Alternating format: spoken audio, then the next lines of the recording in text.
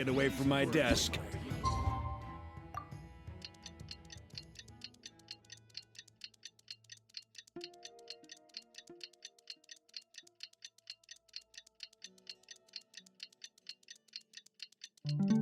Now, where's a good spot for a nap?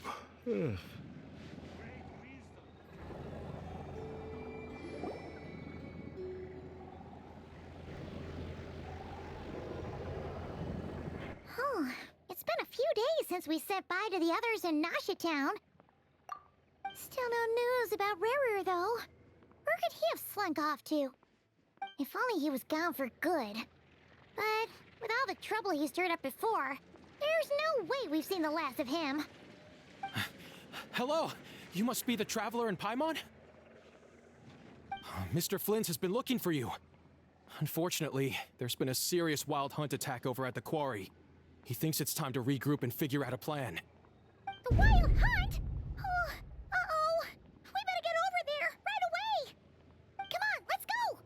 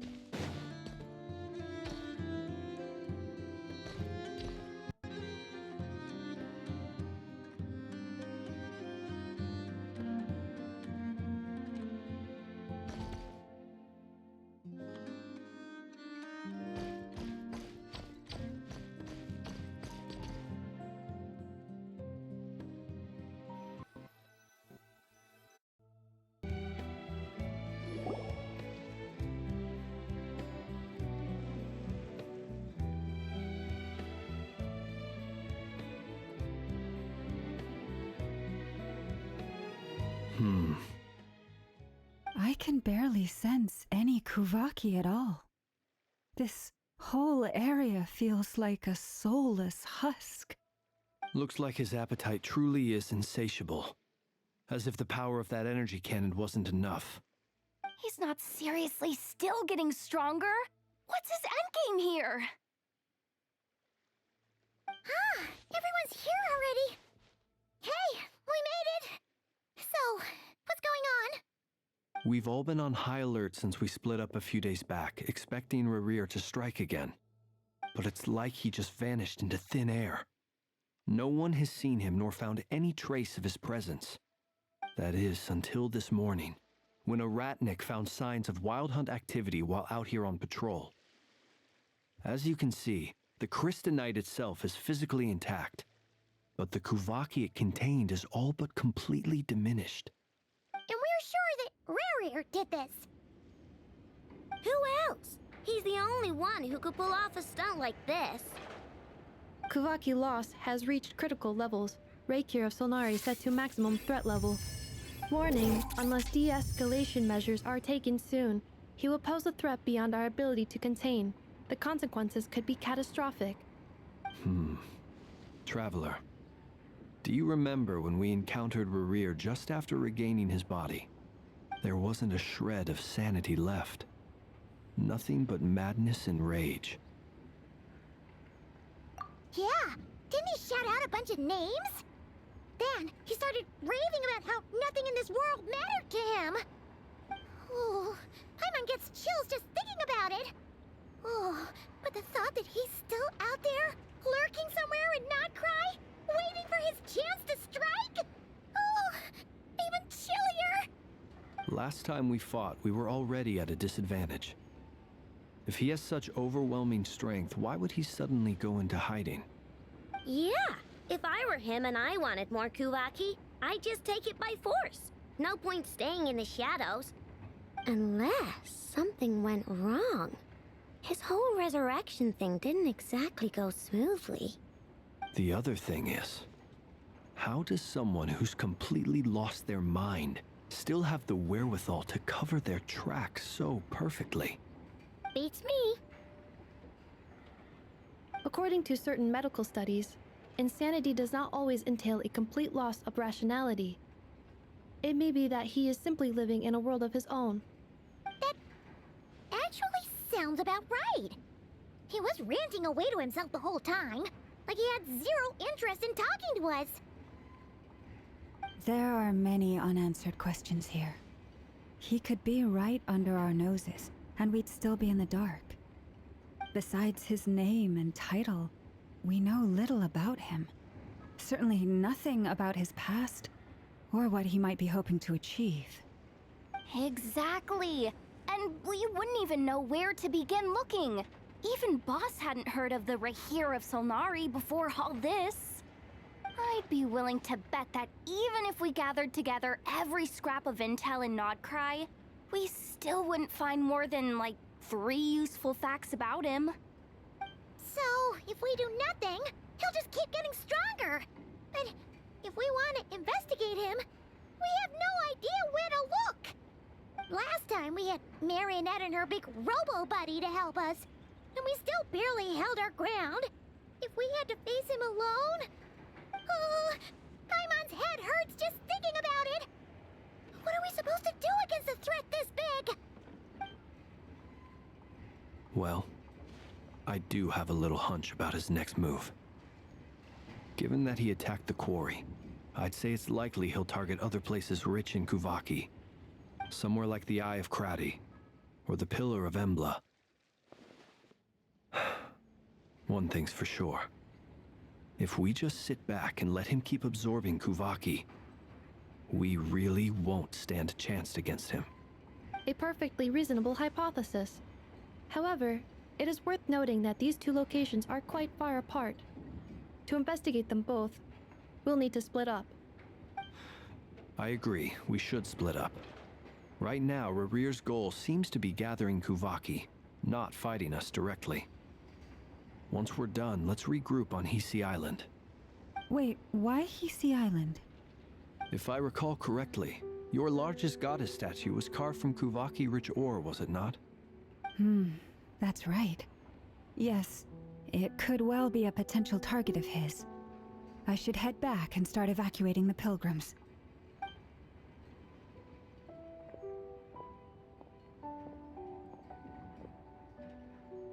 Splitting up's always gonna be risky. But I guess we don't have much choice, right? We're in a race against time here. And if we do run into Rarir, what then? That's when you follow the 3rd rule of treasure hunting. Run like the wind. Didn't you say the 3rd rule was go with the flow? I don't know. Did I? Anyway, whatever. In this situation, go with the flow means go find backup. Agreed. If anyone finds so much as a trace of Rarir, do not pursue him. Get out of the area and alert the rest of us as soon as possible. We need to put safety first. All right, we'd better get moving. Come on, Anefa, let's go.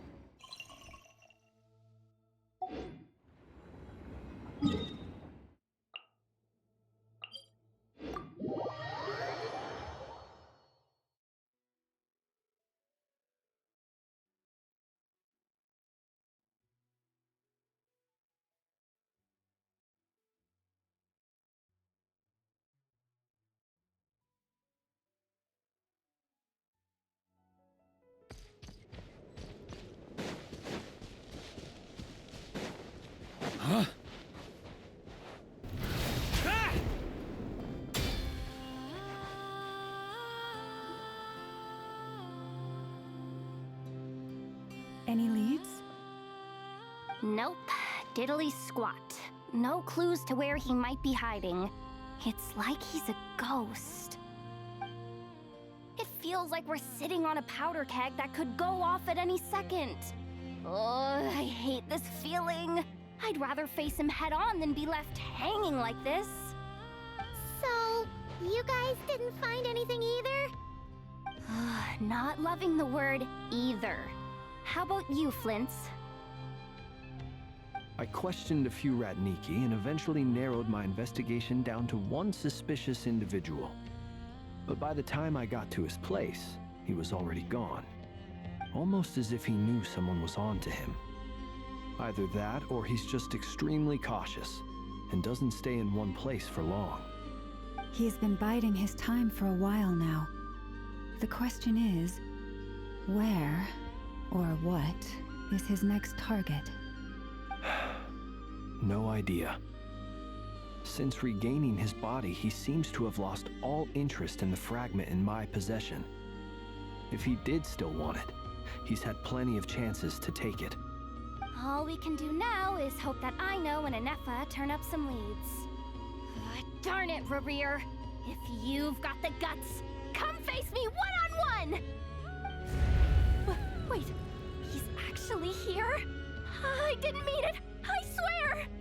No, it's coming from Silver Moon Hall. The Lady Kutar might be in danger. Let's get over there, quick!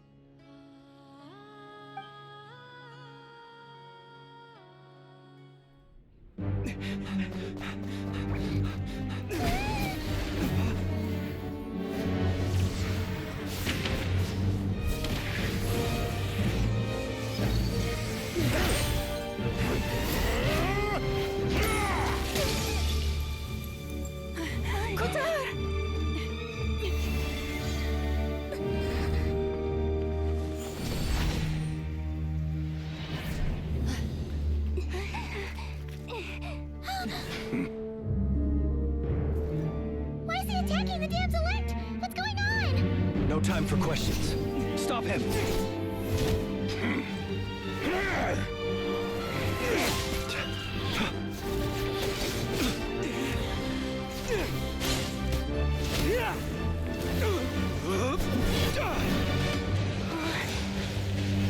This is insane.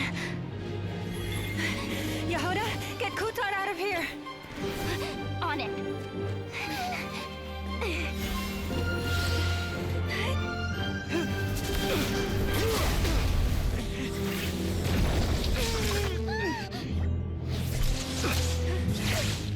Look where your feeble light has gotten you.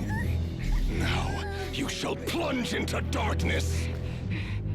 Felindus, soon I will find a way. Watch out!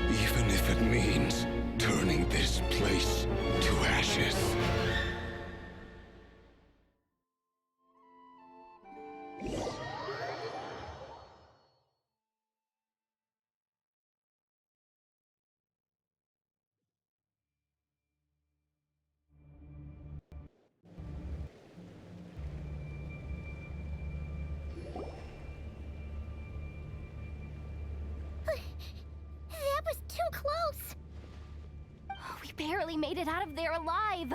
What's that guy's deal? How'd he get so crazy strong? He's a threat to this entire nation. I doubt his strength could even be measured by conventional standards. I have a question.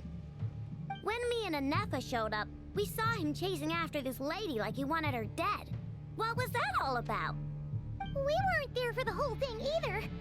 They were already duking it out by the time we arrived. Yeah, we didn't see how it all started. It all escalated so quickly, we had no choice but to step in. Kutar, can you shed any light on the situation? Kutar. Cross-checking database. I see. So you're the one that the Frost Moon Scions refer to as the Moon Goddess? Wait, she's the moon goddess? Oh, no wonder she looks just like all those statues. There are many reasons why people might worship the moon, and just as many why they might despise it. I've never met that person before, but there was no mistaking his deep-seated hostility towards me. Why he holds me in such contempt, I cannot say. But since he hunts the power of the moon, it's no surprise that I am a target. Kutar. There are many potential motives. For instance, you help the traveler escape his grasp. This could be his way of taking revenge. It is also possible that he covets the Kuvaki inside you and seeks to take it for his own. The list goes on. But right now, devising a counter-strategy should be our #1 priority. The likelihood of this location being discovered is close to 100%. A counter strategy? But we don't stand a chance against an enemy like this. Surely our only option is to run. He's not gonna chase us to the end of the world, right? So as long as we can sneak out of Nodkrai undetected. No, I can't say that. Come on, Yehoda. This is serious stuff. You can't suggest we all just chicken out. Running is our only option. Huh? You seem surprised, but what other choice do we have? We are facing an enemy we cannot possibly defeat in battle. Well, I mean, yeah, but still. It's not too late. I can distract him, so you have plenty of time to make your escape. Wait, what? You're gonna act as bait? Doesn't that make sense? I'm the one he's after. There's no need for you to risk your necks on my behalf. A coyote doesn't stop for bypassers while it's howling at the moon. What is it, Loma? The Frost Moon Scions have already grown accustomed to life without their goddess. My presence here is no longer essential, and this is not my home, so you needn't ask me to stay. We can't just roll over and let him get away with this. That's not our style. Yeah, we can't just call it quits after everything we've been through together. Besides, she pretty much saved my life back there. If I just ditched her now, I'd never forgive myself. We can't overlook that you have saved our lives multiple times now. To talk of returning the favor would be a little crass for my liking. But suffice to say that we are friends, and friends look out for one another. Rira's true objective remains unclear. Even if we were to sacrifice Miss Kutar, there's no guarantee he would stop. But Kutar, I know why you left the Frost Moon Scions so long ago. It was because people started treating prayer as a form of trade. They would make self-centered wishes, force you to accept meaningless offerings in return, and then expect you to perform miracles for them, as if that were their entitlement. If it were me, I might have walked away too. But I believe that time can change everything, and that sometimes it takes losing something precious to appreciate its true worth. After much reflection, I've realized that this was never about whether the Frost Moon Scions need you. Any relationship based on need is purely transactional. What I truly hope is that you'll choose to stay, not out of obligation, but as part of our family. You were born here, and now you've returned. Who knows? Perhaps it was the moonlight that guided you home. Thank you, Lauma. But my power is on the wane. I'm afraid I will be of little use to you now. Very well then. I'll do as you say. Both times you saved us, we were transported across great distances in an instant. Is that one of your powers as the moon goddess? It is, but I find it very draining. I barely managed to pull it off just now, and it will be some time before I'm strong enough to do so again. Rejected by the world, my power is dwindling. Like a lake cut off from its source, slowly shrinking away. Now, it has almost run dry. What do you mean, rejected by the world? The three moons belonged to the ancient bygone era in which they came into being. From the moment I was born, the world itself has been steadily sapping away at my strength. The three moons are not one and the same. As the goddess of the Frost Moon, I cannot wield the powers of the other two. Yet moonlight has a way of blending together. Each can reflect the other's glow. So when our fingers touched, I was able to restore my strength by drawing Kuvaki from the eternal moon's marrow. But this method of recovery is painfully slow. If only we could find the... It's the Wild Hunt!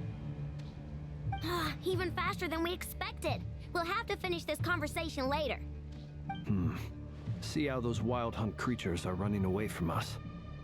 They're likely just a scouting party, which means Rerir won't be far behind. Then what are we waiting for? Let's get the heck out of here!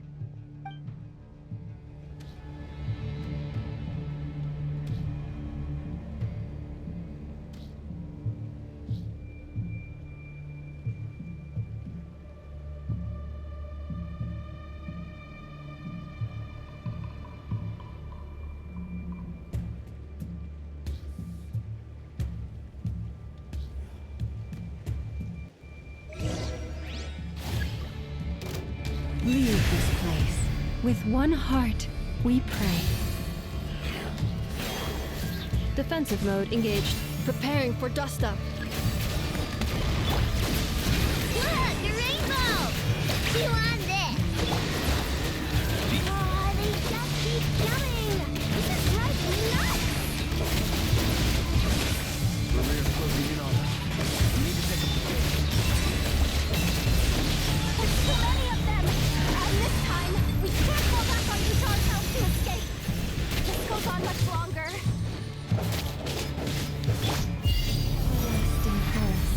Forest, protect... Ding dong, water bomb! Ultimatum protocol. Cleanup sequence initiated. Be silent. Observe. To dust. The long sleep beckons.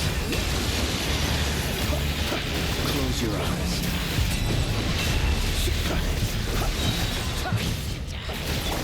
Flash attack! Installation chamber deployed. Annihilation mode.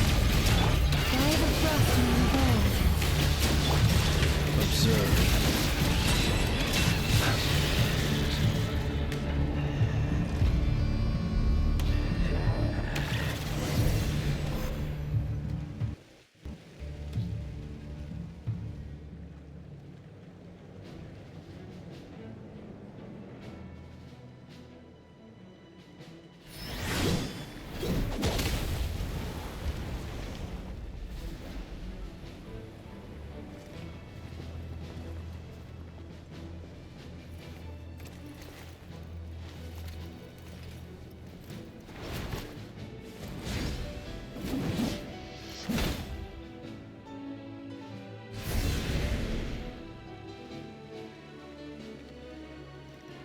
What's the matter? Bit off more than you could chew? Hold up! Who are you? Uncle Varka! You're back from Amsvartnir? Whoa! You're Varka? Grand Master of the Knights of Favonius? We could save the intros for later. Right now, let's get you all out of this hellhole. Follow me. I know somewhere you'll be safe. Oh, is that where I think it is? That's the one. Come on, move! There's no time to waste.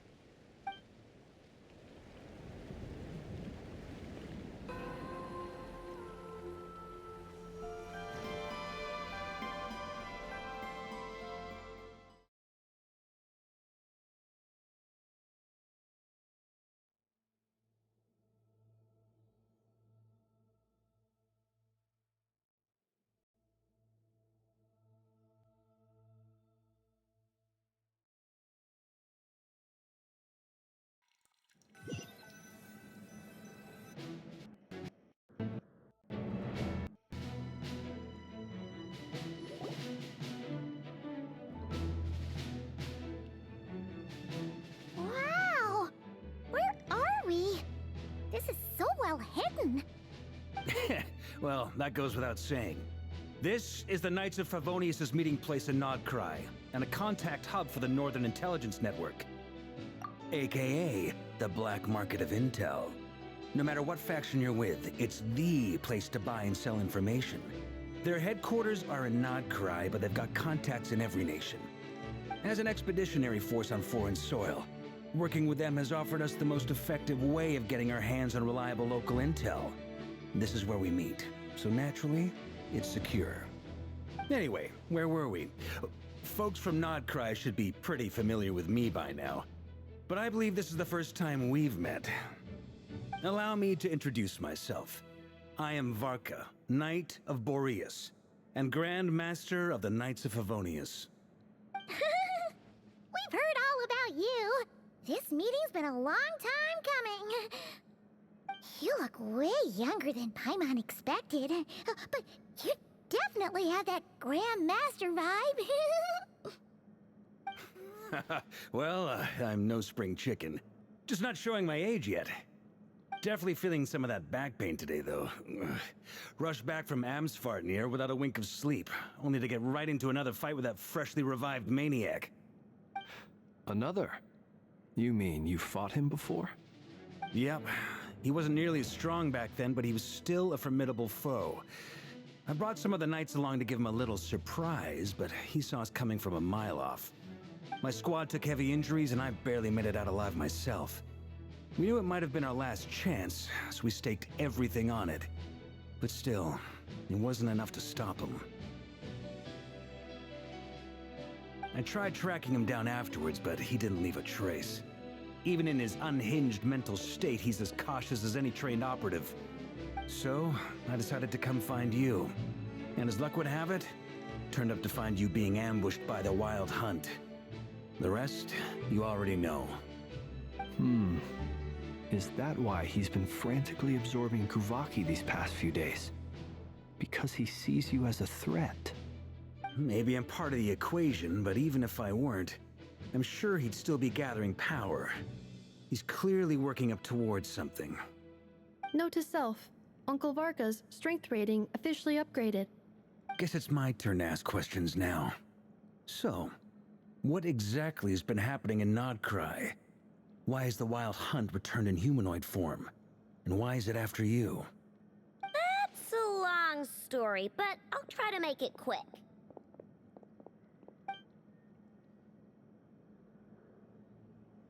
Wow, I had no idea so much had happened. Sounds like you guys have really been through it. So, the Kutar is actually a Fatui Harbinger. And all this Wild Hunt activity in Nodkrai is the work of the Raker of Solnari, one of the 5 sinners. That's a lot to take in. Need some time to wrap my head around it all. I'm truly sorry, Mr. Varka. You stood with us against the Wild Hunt, and did everything you could to stop it from escalating into a full-blown catastrophe. And then, the one time you're away, it all comes to a head and all your hard work gets undone. You've got nothing to apologize for, Miss Moonchanter. You can plan 100 steps ahead and still slip up. That's just life. No one knows what tomorrow holds. You can't predict which way the wind will blow next. And, to be perfectly honest, I can't say I'm surprised. For all the times we've defeated the Wild Hunt in the past, we've never been able to completely wipe it out. Turns out, we were just delaying the inevitable.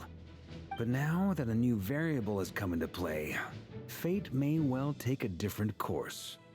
A new variable? You mean us? Who else?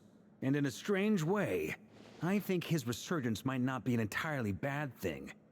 The Wild Hunt is like an unrelenting force of nature, but Rerir is an individual with an agenda. He's gotta have a weak spot somewhere.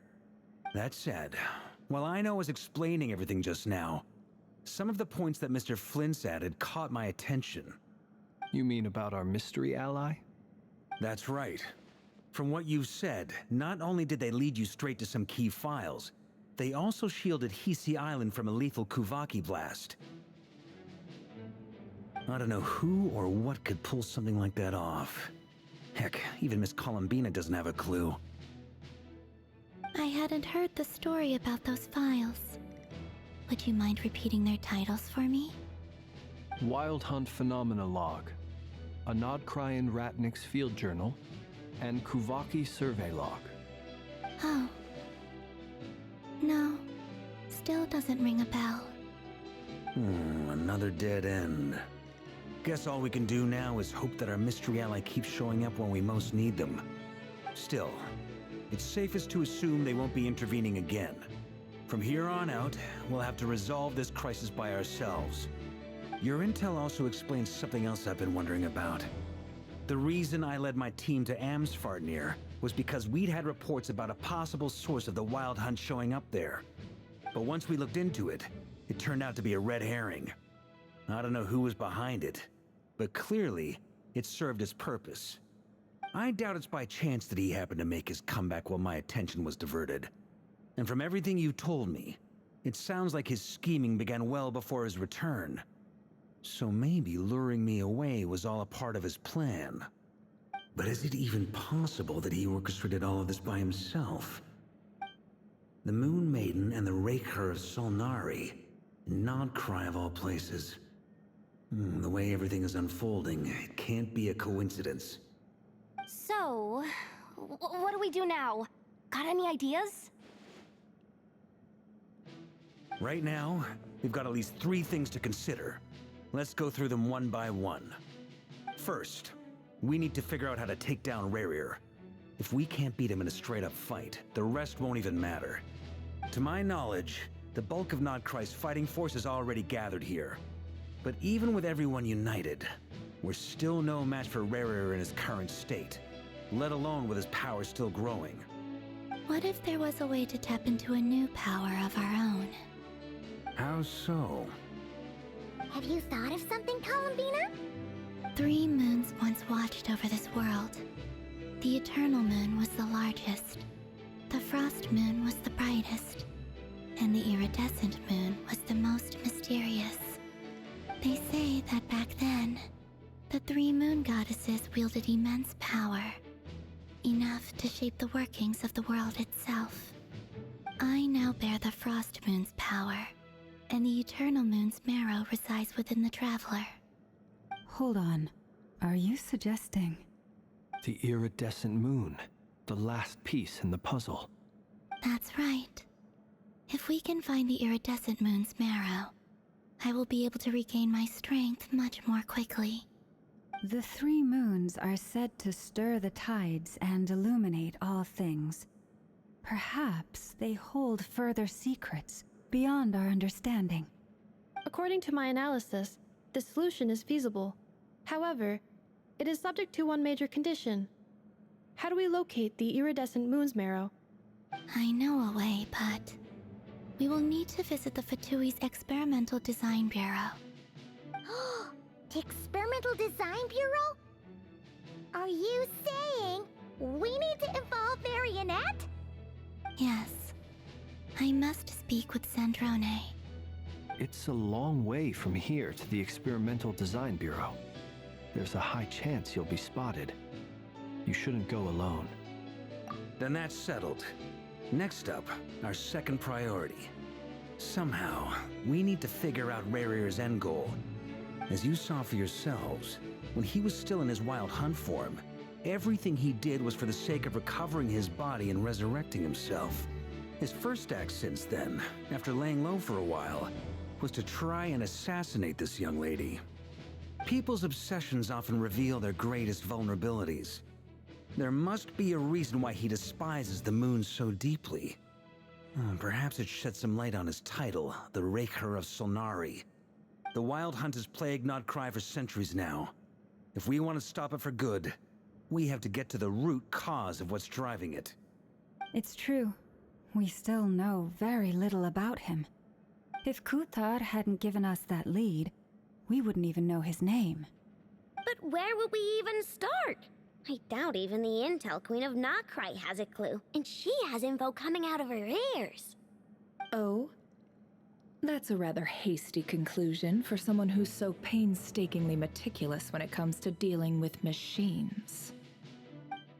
Ah! She hurt me!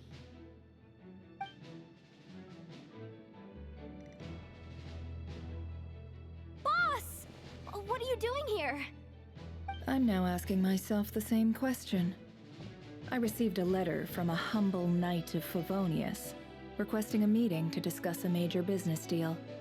But it looks like this humble knight had something else in mind. Details, details. Miss Neffer, the important thing is that you've arrived at the perfect time. Since his failed ambush, I've been racking my brains trying to come up with a plan to fight Rarir. Given the severity of the situation, I think it's fair to say that our only chance lies in uniting as one. And I'm talking all the factions in Nodkrai. We can't do this without the Curatorium, but I knew it'd be a tough job to win you over. So, I took the liberty of reaching out for a little chat. Wait a sec. How did you even hear about this place, Neffer? Didn't you say this is meant to be the Knights of Favonius' meeting spot? And a contact hub for the Northern Intelligence Network? And isn't it supposed to be super hidden? You really think he could have gotten settled in Nodkrai without my help? Besides, I'm the one running this gig. Of course I know where the meeting place is. Allow me to introduce the current head of the Northern Intelligence Network. If it's intel you're after, she's your woman. Pretty much seen and heard it all. Please spare me the flattery. Let's cut to the chase. Seems like you've run into some trouble, huh?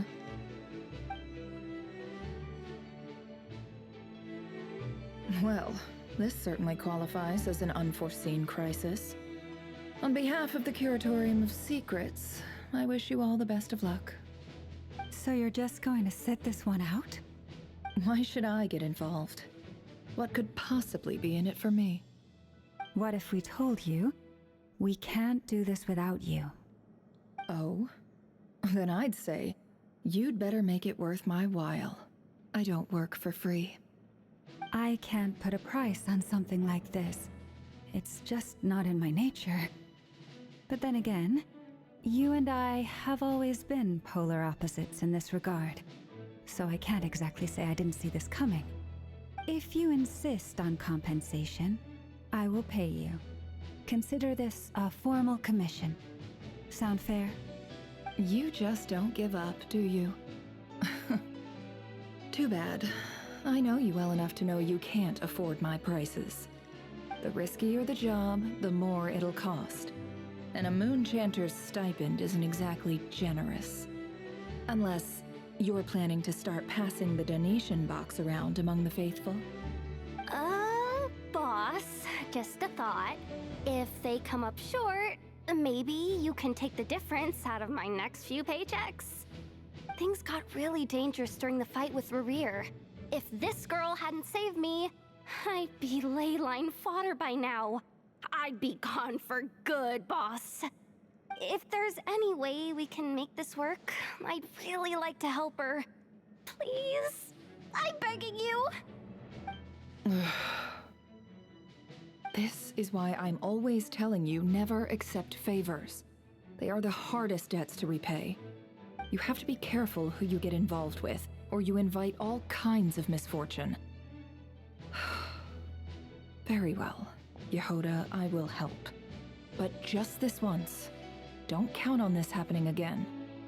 Flins, that fragment that Rerir was after, do you still have it on you? Of course. Let me borrow it. I need it to follow up on some leads. Wait, you actually have some leads? Shh. This is top secret information. I get it. We all have things we'd rather keep to ourselves. Plus, I know we can count on you, so we'll leave the intel gathering in your hands. And that brings me to the third and final item. We need to find a way to distract him. We need time to make our move, so someone will have to stall him. I'm in for this part, no matter what. Anyone coming with? Count me in too. Come off it, you two. Quit playing heroes. I'm way ahead of you here. Nefa did a scan of the Moon Goddess's Kuvaki signature, and we're gonna use it to make some decoys over at the Kramkake craft shop. Anyone who's in, follow me. Once they're ready, we'll deploy the decoys across Nodkrai. So as long as the rest of you keep moving, he won't catch on to your scent and won't be able to track you down. I like it. Genius idea. No biggie. All right then, we'll split into 3 teams. Once your team has finished their mission, return here and wait for the others. Dismissed!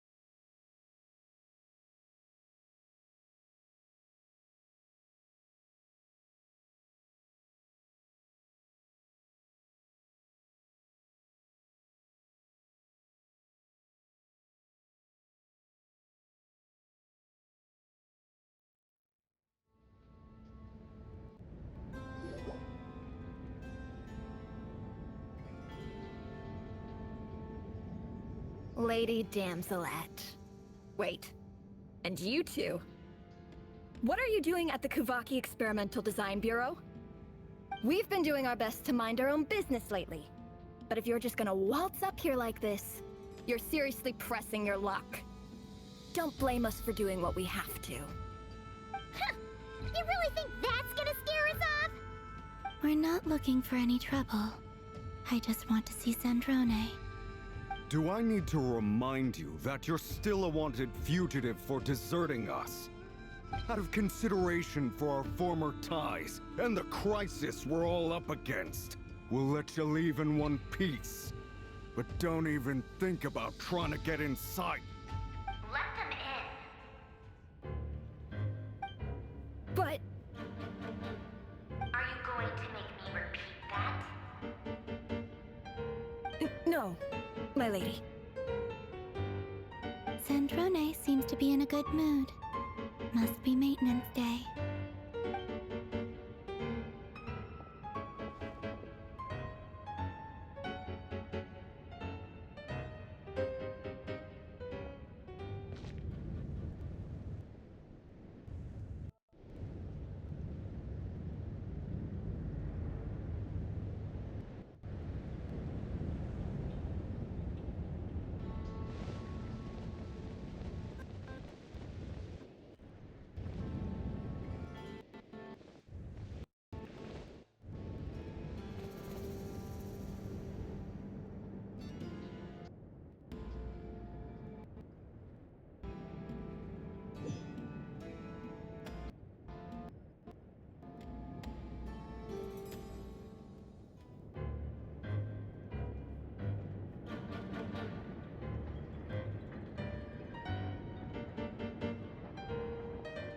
So tell me, to what do I owe the honor this time? Actually, before you answer that, just so we're clear, we're not colleagues anymore, Columbina. I don't owe you anything. I promise it's nothing big. It seems like you've gotten the wrong idea here.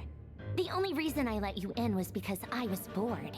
It seemed like a way to kill some time and satisfy my own curiosity. Whatever miscalculations I may or may not have made in the past, I haven't lost the plot enough to even consider sticking my neck out for your sakes. I'd like to speak with Arlecchino. What? Huh? You mean the knave? I'd like to speak with Arlecchino. Is she in Nodkrai? No, she's not.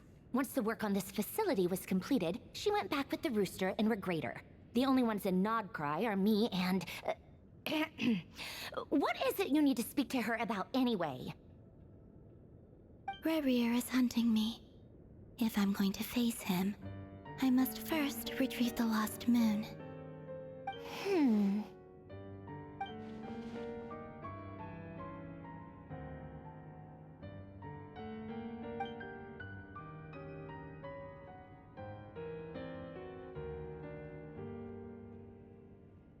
Is that a no, then?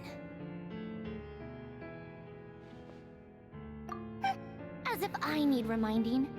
I was this close to settling things with him before someone decided to whisk me away to their weird little garden. Have you held any tea parties lately? Tea parties? Yeah, obviously. You don't seriously think we'd pack it all in just because you aren't here. If anything, they've been more eventful than ever. Just me, Arlecchino, and a bunch of insolent, insensitive guests who won't stop asking where you've gone. Oh, they've been a real joy. I bet you served them the worst tea you have. Just like you used to do to me when I upset you.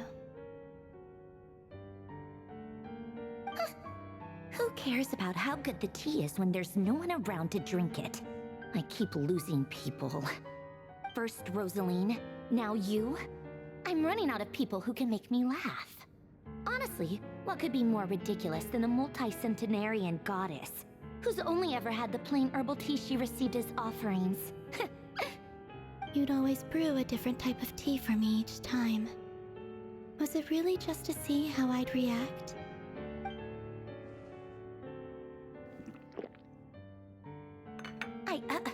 Well, duh. Why else? Watching you squirm was practically my only form of entertainment.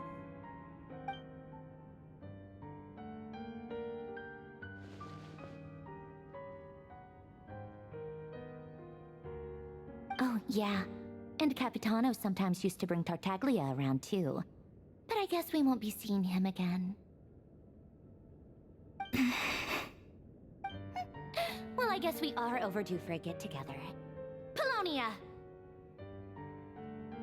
Have Fevronia pass a message to Arlecchino for me. It's time for tea. Will suffice. Pass along a message for me, too, if you would. My body cannot contain the marrow of 2 moons, so I'll be leaving one of them in her care. Excuse me? Who said you were on the guest list? If my tea meant that much to you, maybe quitting the Fatui wasn't your brightest move. Back when you were under the Tsaritsa's protection, no one would have dared come at you so openly. But that protection didn't come for free. In fact, I paid dearly for it. At the end of the day, it was just another transaction. I just got tired, that's all. I never wanted any part in their grand ambitions, and I've had enough of being treated like a bottomless supply of power. It brings back memories from the old days, when I was still worshipped as the moon goddess. Centuries on, it may be a different group of people, but I see the same greed in their eyes. I figured you'd leave eventually. You didn't have as much of a reason to stay as I do. The Tsaritsa gave you shelter and protection? But that was it.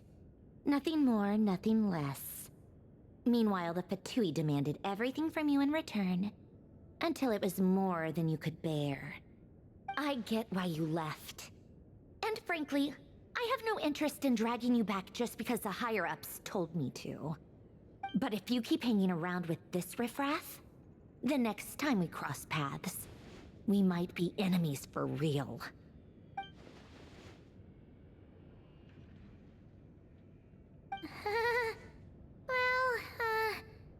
Guess that's our cue to leave.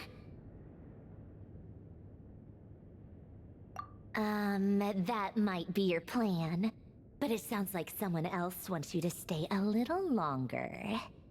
Huh? What do you mean?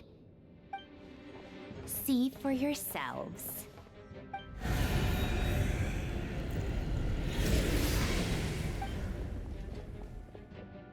My lady, it's the Wild Hunt. A horde of monsters is headed straight for the facility. Another uninvited guest trying to crash my tea party. Clear the area. I'll handle this. Wait, what? You want us to leave you here by yourself? Huh, you'll be lucky to make it out of this alive. You really think you can afford to worry about me? Go on, get out of here. You may have stopped Polonia from crushing him last time, but I've made sure that won't happen again. The entire Experimental Design Bureau is rigged for war.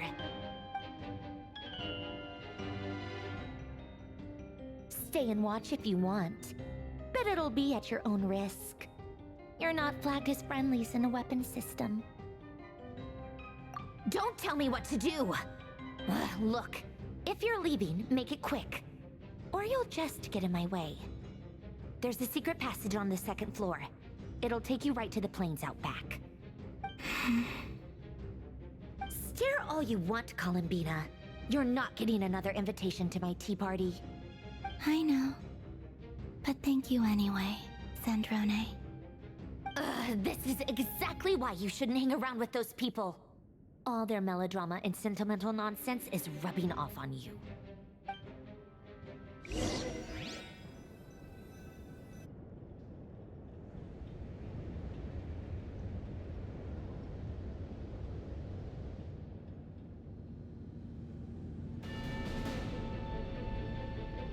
Come on then, Mr. Right here. Let's pick up where we left off. It's your Wild Hunt monstrosities versus my beautiful creations. Let's see who comes out on top.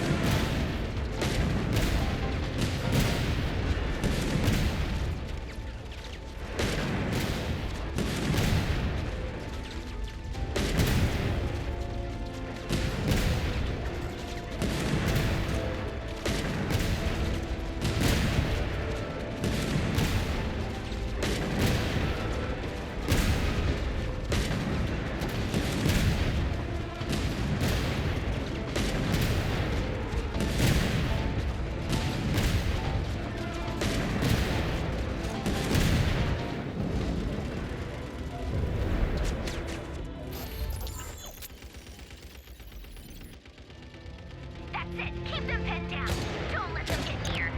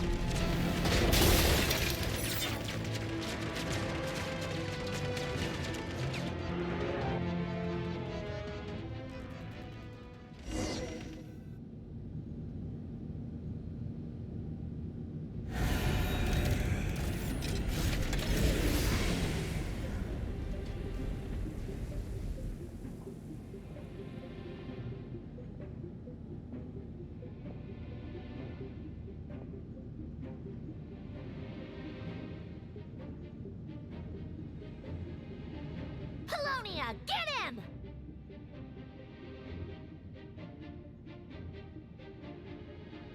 I've upgraded Polonia again since our last encounter, and uploaded every last scrap of your data. So let's finish this, once and for all.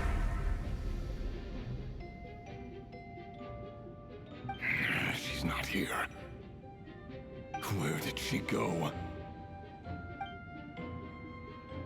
Hey! Over here, you big... Cursed moon. Go. Keep searching. She cannot have gotten far.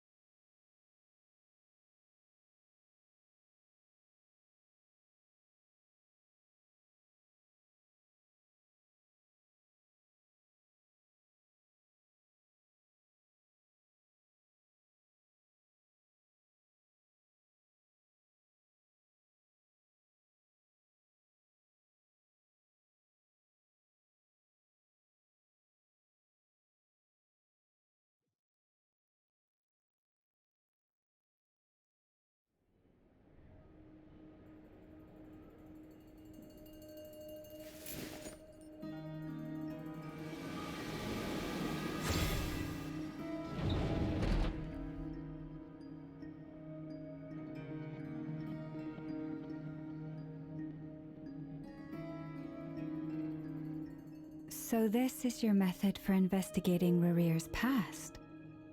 It almost looks like some kind of ceremony. Good deduction. But it's quite a different affair from what you're used to with the Frost Moon Scions. Whoa! First time I've ever been in here. Boss always said it was off limits, so I pictured some kind of creepy dungeon. But it's actually kinda nice. Oh, I guess this must be Sumeru decor? That's where Boss is from. And that nice shopkeeper who sold me my treasure compass.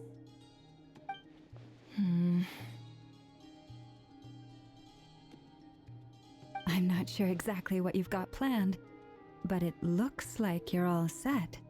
When do we begin? Whenever we wish. But for some reason, I've got a feeling this isn't going to end well. I've never faced Rerir myself, but from what you've told me, his power is beyond anything I could imagine. I, on the other hand, am just an ordinary businesswoman. Our paths should never have crossed, yet here I am, forced to make an enemy of him. If you ask me, you're about as far from ordinary as it gets. So what are you saying? You're getting cold feet?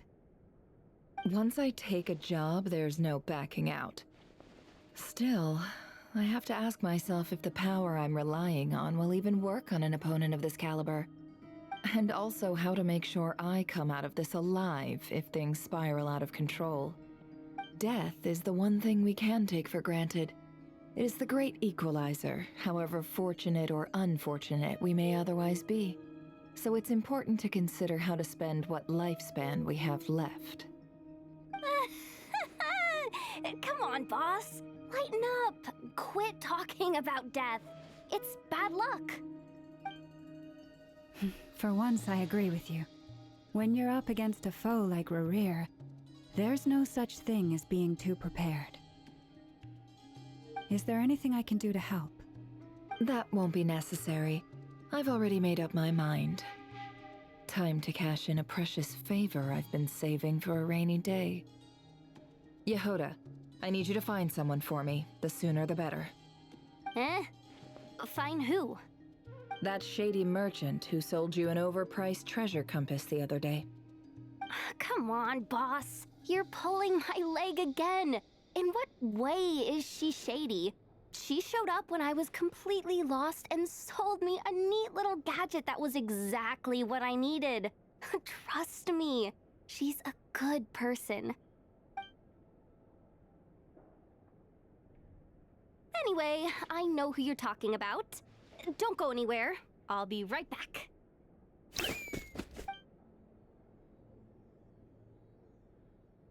Quit grabbing me. I genuinely can't run any further.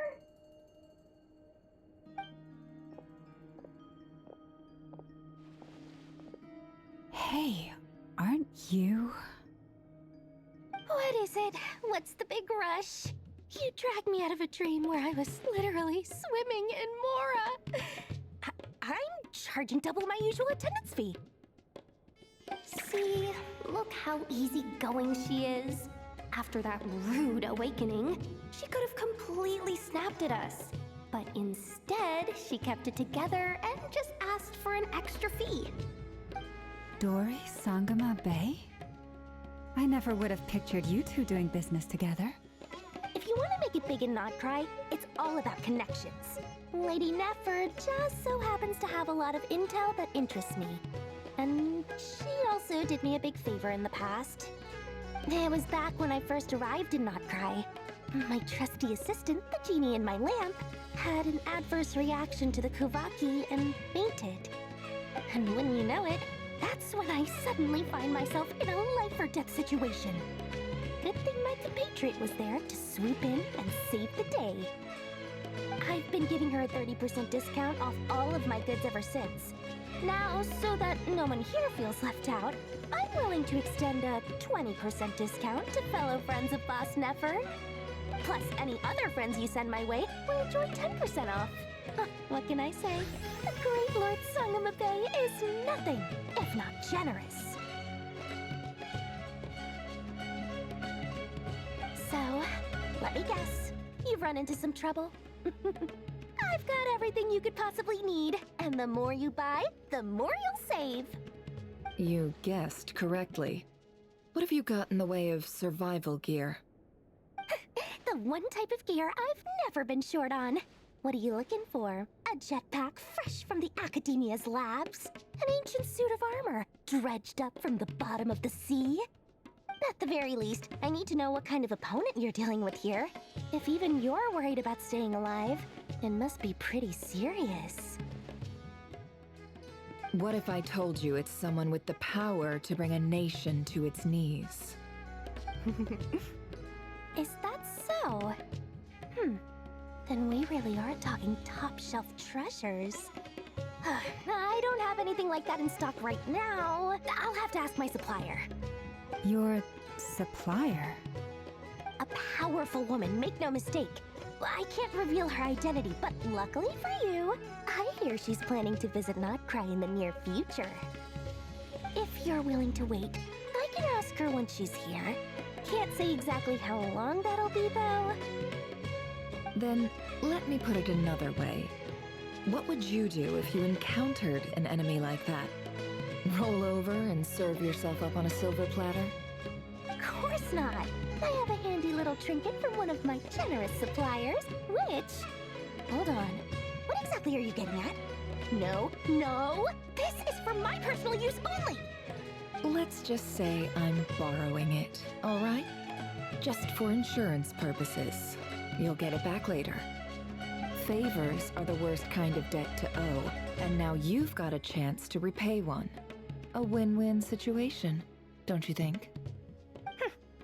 Fine. You can borrow it for 5 days. No, make that 3. And for every extra hour after that, I'm charging you 1,000,000 mora. Deal? Deal.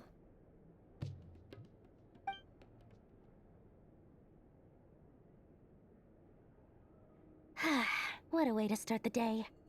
Now, was there anything else you wanted? Or can I go back to bed now?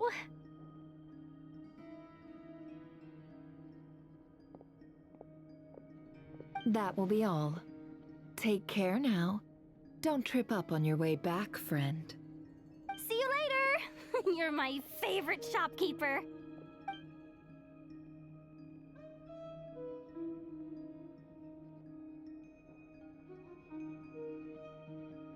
Excellent. Everything is well and truly ready.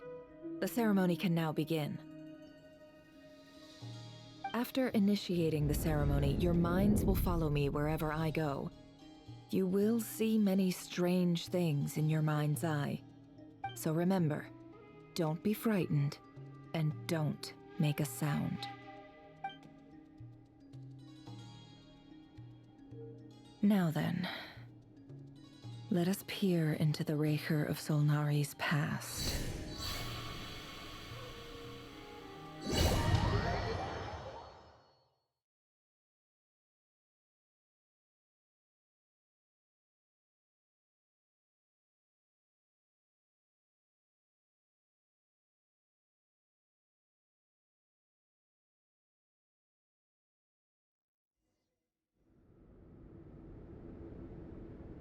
I made it. I don't recognize this style of architecture. Must be Conrian. Simple furnishings, table and chairs. It's a more ordinary house than I might have expected. Looks like the fearsome Raker of Solnari came from surprisingly humble beginnings. Unless this passed for luxury in Conria. Unlikely. It was said to be a very prosperous nation in its heyday. Anyway, I'll keep exploring.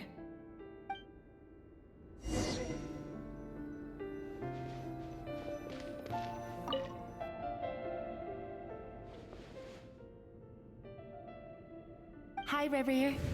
Since you're working extra hours tonight, I thought I'd keep myself busy by checking out that new kebab shop. I've heard good things about their menu. I'll test it out, and if it's as good as everyone's saying, let's go back together sometime. P.S. New stash from the Universitas Magistrorum. I brought some goodies home. A few teacups and a pin rack. Hope you like them. They didn't sign their name. But they must have been close. Sounds like they were living together.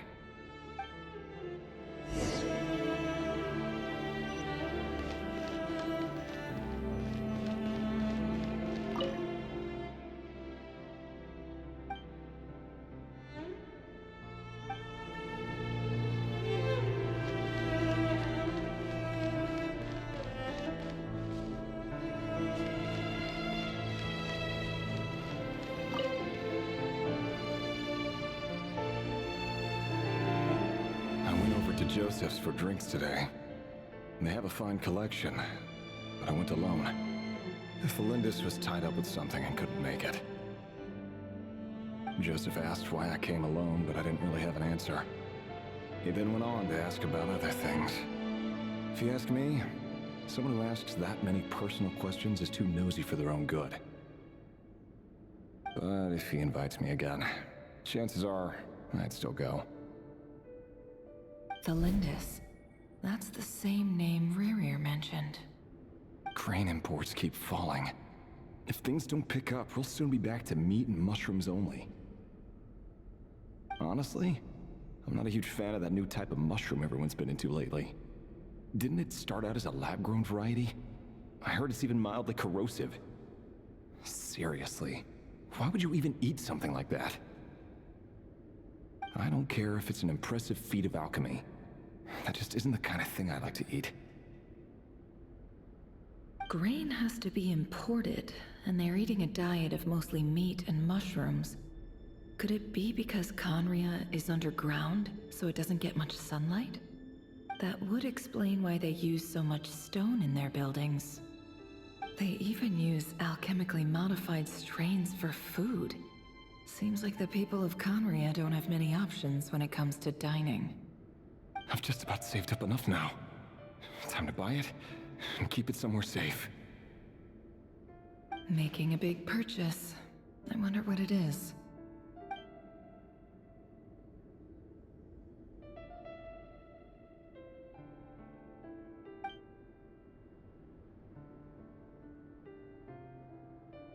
He really is a professional. No wonder he's so good at covering his tracks. Despite what he's become, it seems like he's retained certain habits, at least in this regard.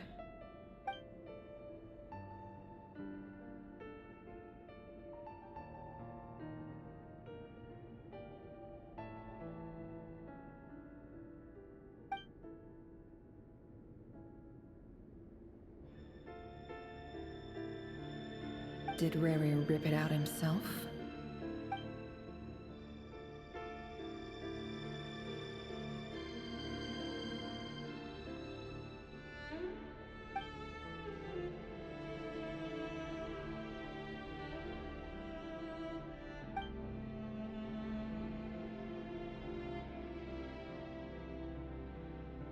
Before I met you, I was convinced that my heart was nothing more than a stagnant pool.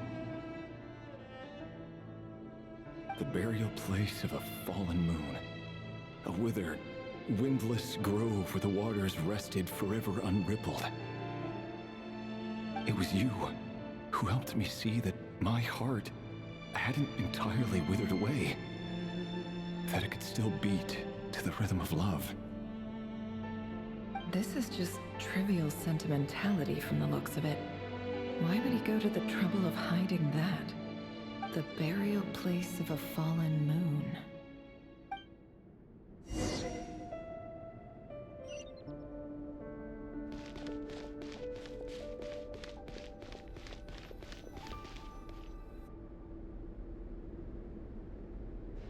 Rerir, over here. Dane! Oh, and, Vedalfin here? What a surprise to see you here, sir. Hello there, Rerir. You need not address me so formally outside of court.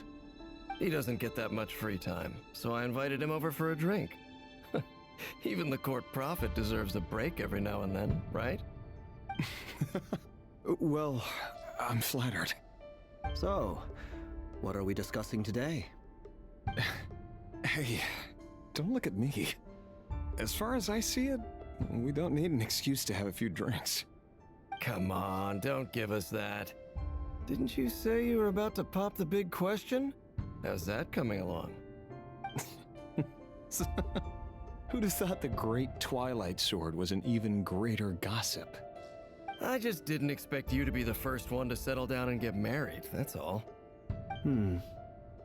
Yeah.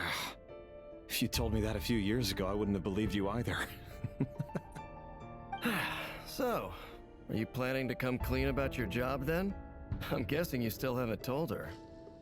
Sure, I'll have to tell her at some point. But I'll need to pick the right time and place. To be honest, I have no idea how she'll take it. Come on, stop being such a pessimist. For all you know, she could be thrilled. I bet she'll be much more impressed by your actual job than the one she thinks you're doing now. A member of the King's Guard. Quite the cover story. Does the king himself even know? Of course he does. Anyway, enough about me. How have you been? Me? Same old, same old. Nothing much to... Huh? What's up, Ved? It's nothing. Vedifulnir, Dainslif's elder brother. Renowned throughout the court of Conria as the Visionary, and said to possess a wisdom far beyond the reach of any ordinary man. And yet, despite the gulf between us, he seems to have something to say about me. Does he even know me? Does he see me as a friend of his brother, or just another of the Vinster King's blades? Why did he react so strongly? Was it really to do with what we were talking about? Brown, curly hair and brooding blue eyes. So this is what Rerir looked like back in the day. Perfectly normal. No different from anyone else. As frightening as this monster is in the present, there's something even more unsettling about seeing the human he used to be.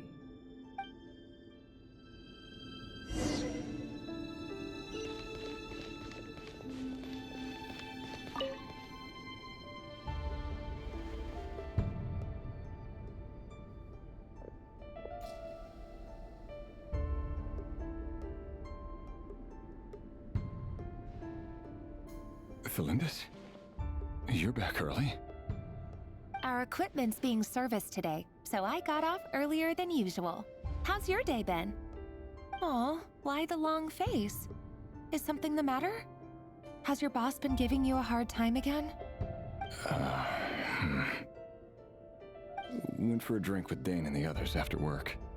Isn't that a good thing?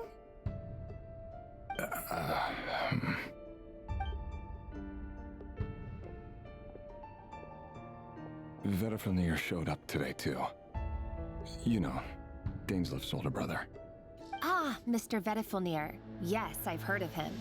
They say that everything he says ends up coming true. He overheard Dainslif mention that I'd recently proposed, and seemed to have an issue with it. But when I asked what it was, he kept it to himself. So, you're worried? You can be such a child sometimes, Rerir. We're nobodies. Why would the Visionary be concerned about us? I'm sure someone in his position has much bigger fish to fry. Maybe you're right. You worry too much, Rerir. We've been together for ages now, and everything's been going so well, has it not? You've even proposed to me. So, you do remember. Tell me then. What's your answer? Like I said, I need some time to decide. You can't just rush into things like this. We may be nobodies in the grand scheme of things, but if we want things to work out, we've still got to plan ahead. All right. Take your time. Just don't keep me waiting forever. Nobodies.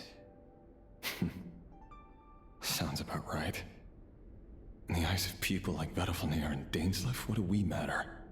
Can someone whose gaze is so fixed on a far-flung future even see the present clearly? Besides, the dynasty's fate rests with the king and his inner circle. Whatever I do, it won't make much difference. Meanwhile, every idea they come up with and every decision they make, it affects everything. These days, the king is lost in his research, and the purge of the Crimson Moon bloodline grows ever more intense. The opposition tried to speak out, but nothing came of it. And I'm under no illusions as to why. Because we eliminated them and got rid of their bodies. A man can have 1,000 reasons to carry a sword, but there are few good excuses to use it.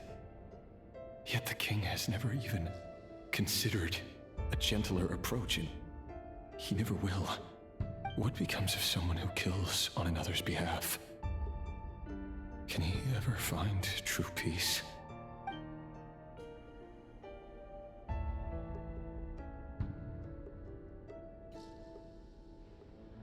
Thelindis?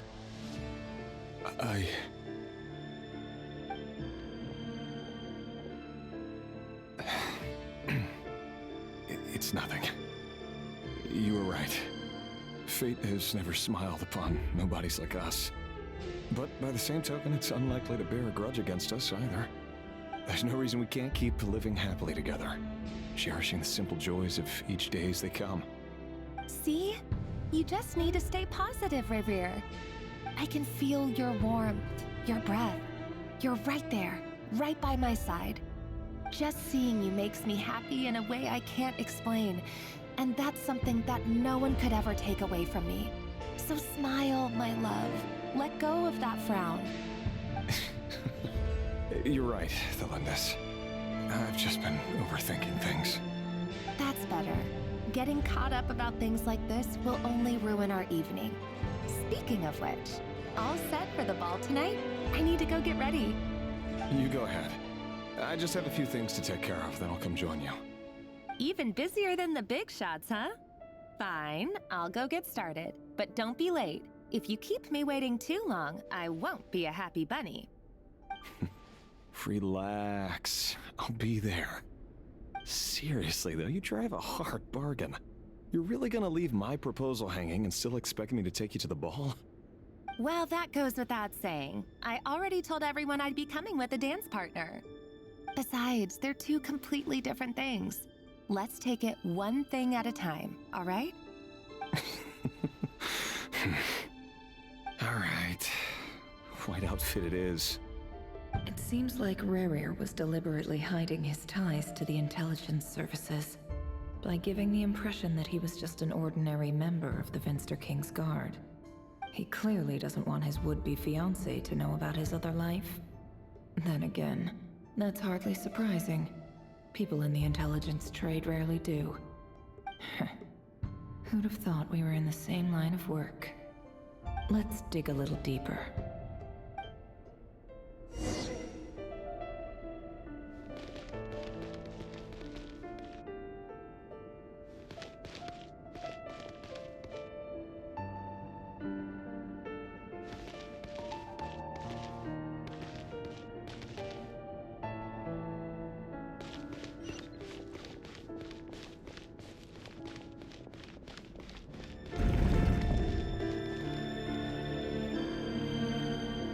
Our last operation was a resounding success, and all thanks to you, Rahier of Solnari. In total, we apprehended 32 dregs of the Crimson Moon, and 67 accomplices. After all these years since the dynasty's fall, so many of them still linger on. Indeed, it cannot be denied. Yet it was destiny that the Crimson Moon should be overcome by the eclipse, and that His Majesty, the all-seeing Venster King, now guides our nation on the path to prosperity. Conria has no further need for a dead moon. But alas, there will always be those who refuse to see the truth, choosing instead to romanticize the past. That's not entirely true. Much about the Crimson Moon era was worthy of remembrance, and that's exactly why they keep trying to see it restored. Many of its secrets remain unsolved to this day. As it happens, that's precisely the field of study my partner is devoted to. You still haven't told her what you really do for a living. Where would I even start? How do you tell someone that you're one of the king's hand-picked executioners?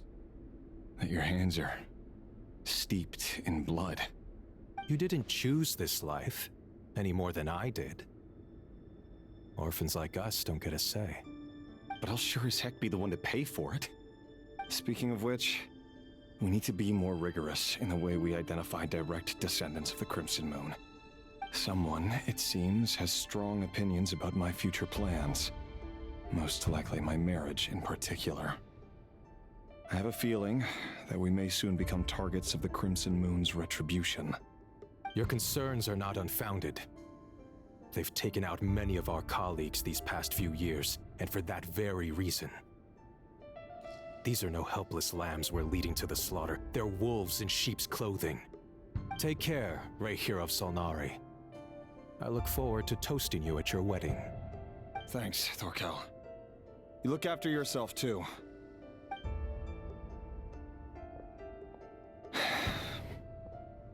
Thelindis, I never wanted to keep this from you. You're the last person I would ever want to lie to. But that's exactly why I can't tell you everything. There are things you shouldn't know. Things you cannot know. The Moonlit dynasties are a thing of the past. Yet even now, with the sun shining high in the sky, there are those who would call forth a dead moon's ghost. Could that be why Vedalfnir held back? Or was it because of some court secret he's not at liberty to share? I have to get a clear answer from him. No matter what happens, I will protect Thelindis. Rerir seems to be very concerned by Vedalfnir's reaction. Vedalfnir and Dainsleif, the Visionary and Twilight Sword. So that's what they were really like. I've investigated this whole area now. There doesn't seem to be any other memories here. Should I try somewhere else? Wait a second. What's this black smoke?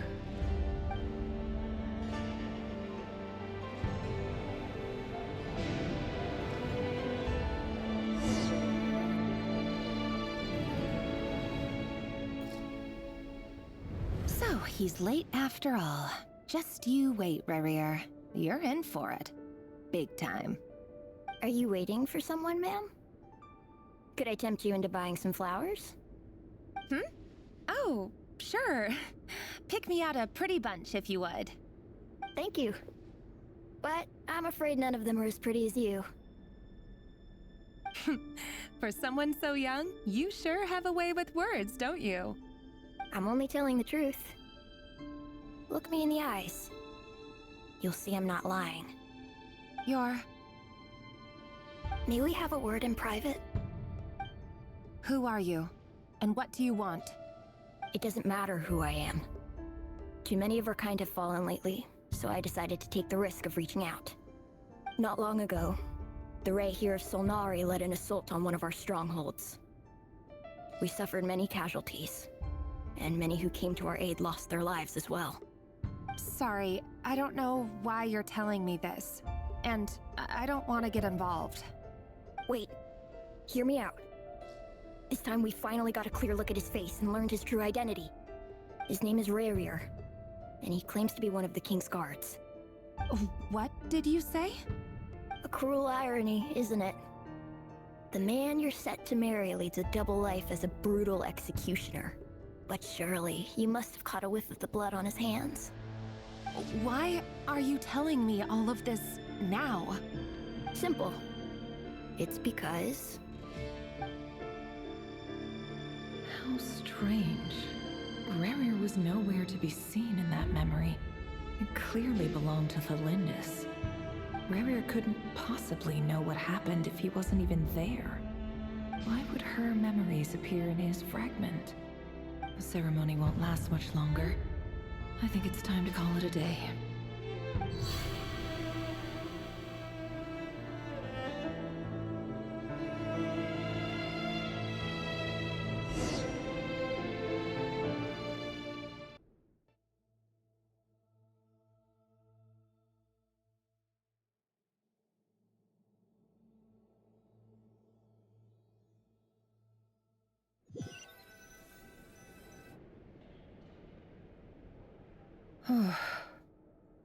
So that was your doing? Did you just pull us inside Rarir's fragment to spy directly on his memories? Any more questions, and I'll have to start charging. I had no idea you could do that, boss! Seriously, that was amazing! We're not worthy. We're not worthy! I gotta admit, though, I'm itching to see what happens next. Feels like we barely scratched the surface. I'm just as curious as you are, but the ceremony only allows for limited time inside. That's all we can see for now. Luckily, we managed to learn quite a lot. So far, so good. I just hope the others are doing okay too. Especially the group with the Traveler. Their mission is a risky one. Let's hope it's all going smoothly. If you're worried about them, go see how they're doing. If I know boss, she's gonna need some time to write up all the details and make sure it's all coherent. I'll stay behind to lend a hand, but feel free to head back and meet up with the others.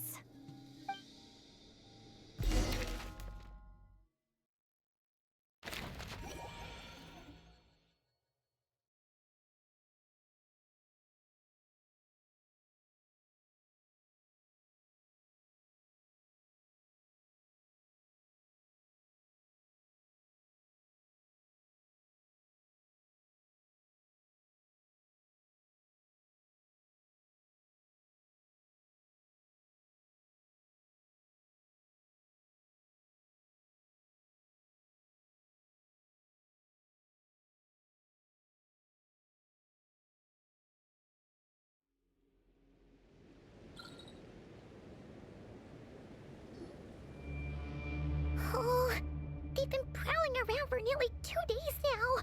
These things just won't quit. Oh, they might not have seen us yet, but them constantly sweeping the area, our way out is completely blocked. Oh, that's never gonna work. One little slip up and it's game over. If they spot us, they'll run straight back to Rarir. And once he knows we're here, it won't be long before he's breathing down our necks again. Oh, guess you're right. All right, time to zip it.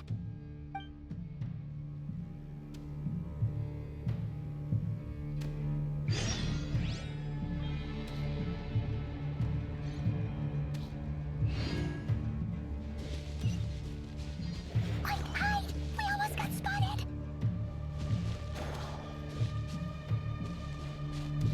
Phew, that was a close call.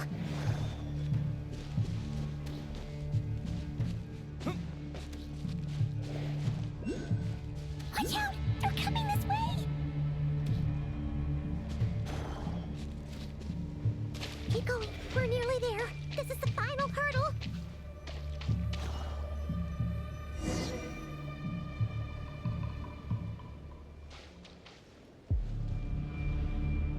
Oh, there's no end to these things!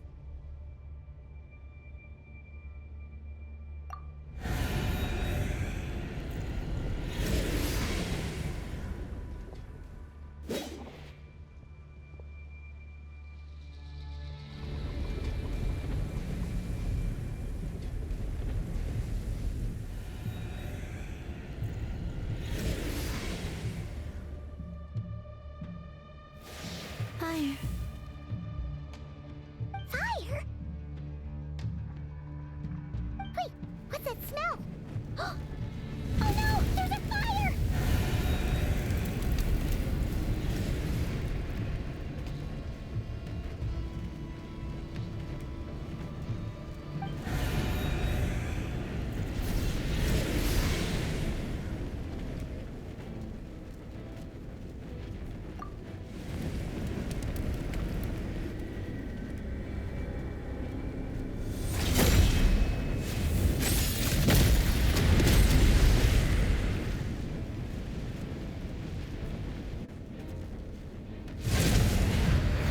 Zandrone was right. You look weak, Columbina. The old you would never have let such lowly creatures bar your way. Word has it that you did something for the Tsaritsa, and that's why you've lost most of your power.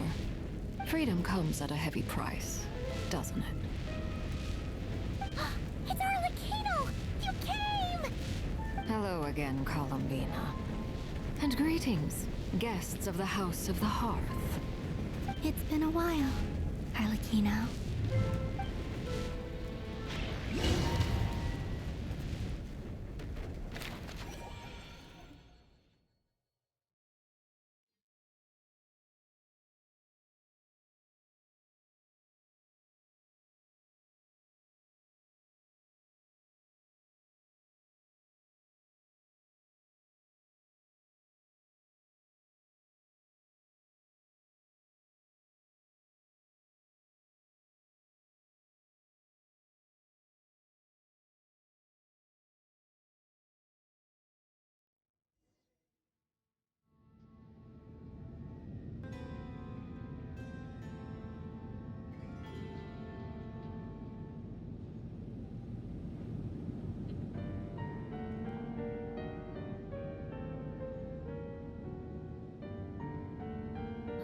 Stupid right here of stupid Solnari. Ugh, whatever. I've got all the data I need. Next time we meet, you're finished.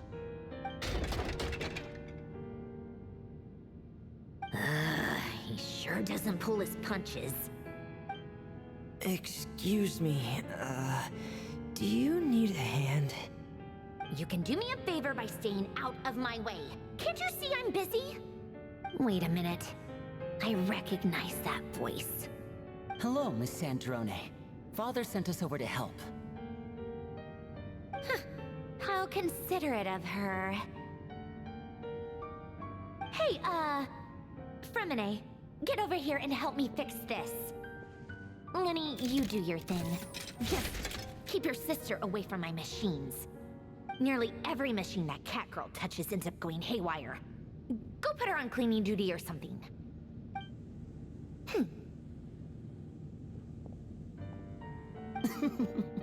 Then let's start downstairs. Fremine, we'll leave this place to you. You've got it. Wait a second.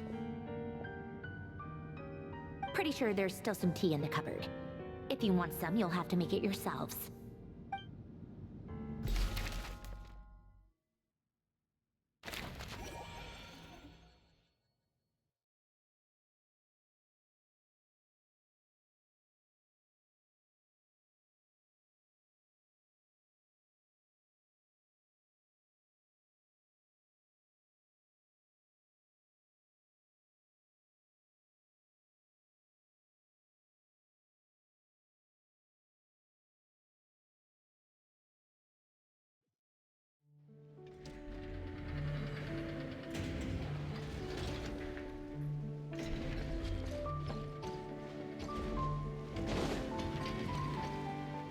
Try to keep up!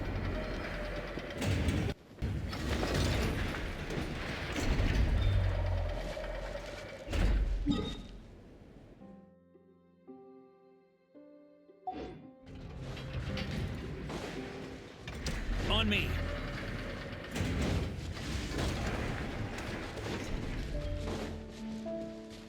Yeah.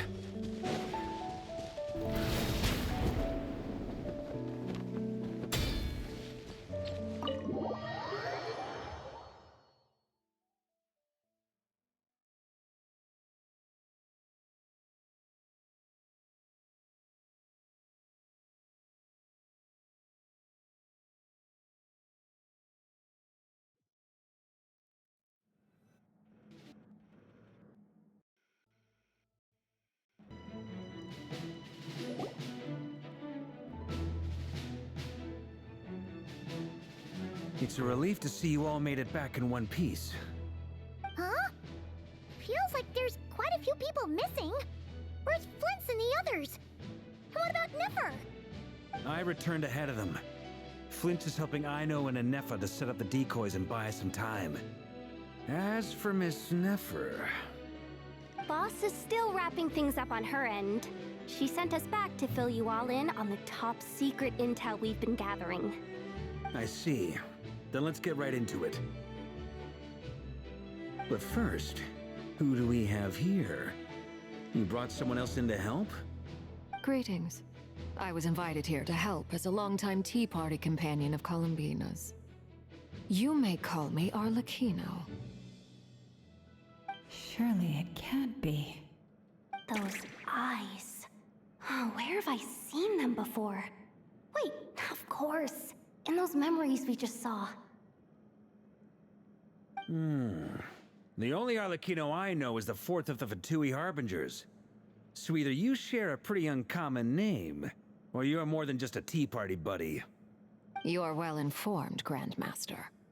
A man from Mondstadt living all the way out here in Nodkrai, and yet the people and affairs of Snezhnaya seem to hold a special place in your heart. Oh, the feeling's mutual. Sounds like you know all about who I am, too. A Fatui Harbinger. The atmosphere in here just got really tense. Guess we can't just start trusting Fatui Harbingers, even at a time like this. I must admit, though, I'm a little curious. Seeing as the Moon Goddess no longer belongs to the Fatui, what makes you so willing to put your neck on the line here? Nor does Nodkrai belong to Mondstadt, Mr. Varka. Yet still, you're fighting for it all the same.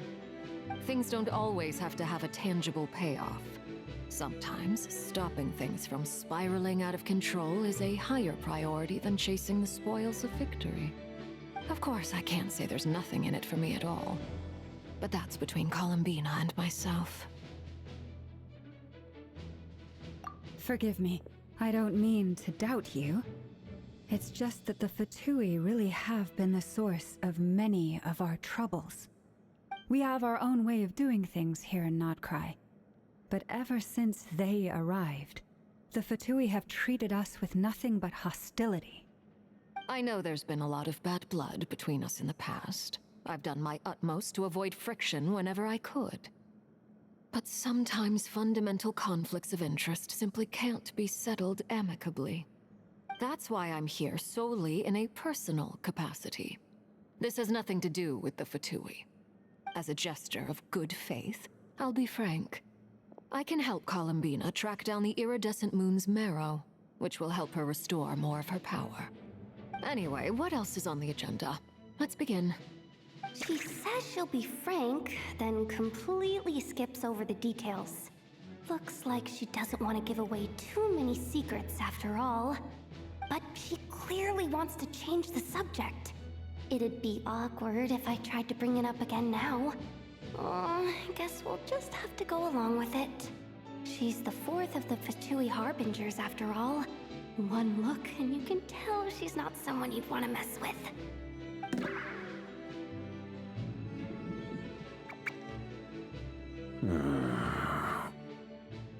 Well, since Miss Arlecchino sounds confident in her ability to handle that, we'll proceed to the next topic. Yehoda, time to share that top-secret intel. Alright, listen up everyone. First, we now know that Rerir was originally a Conrian secret agent whose primary mission was to hunt down and assassinate the so-called Dregs of the Crimson Moon. The Dregs of the Crimson Moon?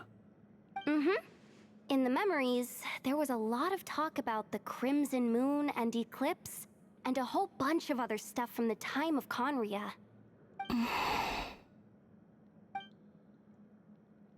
To my knowledge, those were the names of two different Conrian dynasties.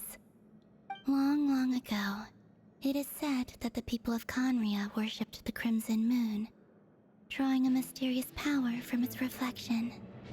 But one day, a coup saw the Crimson Moon eclipsed, hence the name of the new dynasty that replaced it, and how it became the new emblem of Conria. Still, long after the Crimson Moon dynasty had fallen, the last ruler of the Eclipse dynasty, the Vinster King, still coveted the secrets it left behind. So, he sent the Rehir of Solnari to secretly hunt down the Crimson Moon's few remaining followers. In those days, Rerir showed no signs of madness. In fact, he was as normal as any other person.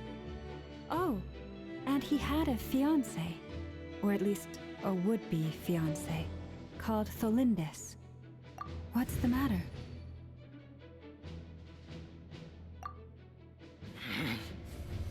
Verfnir, Vrindada, Tholindis.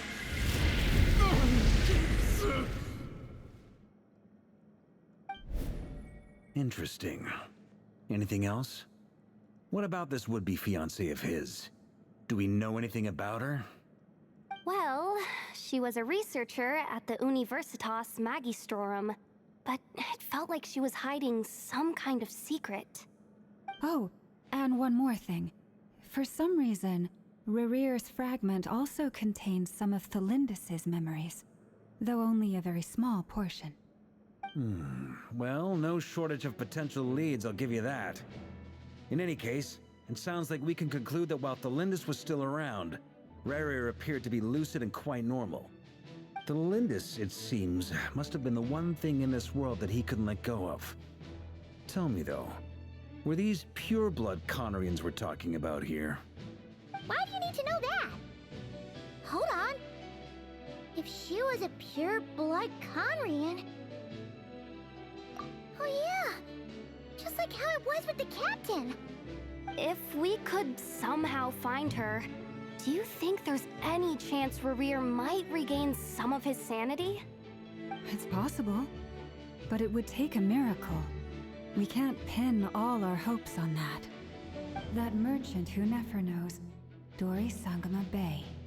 Maybe we could hire her to look into it. All right then. Let's keep working in our separate teams.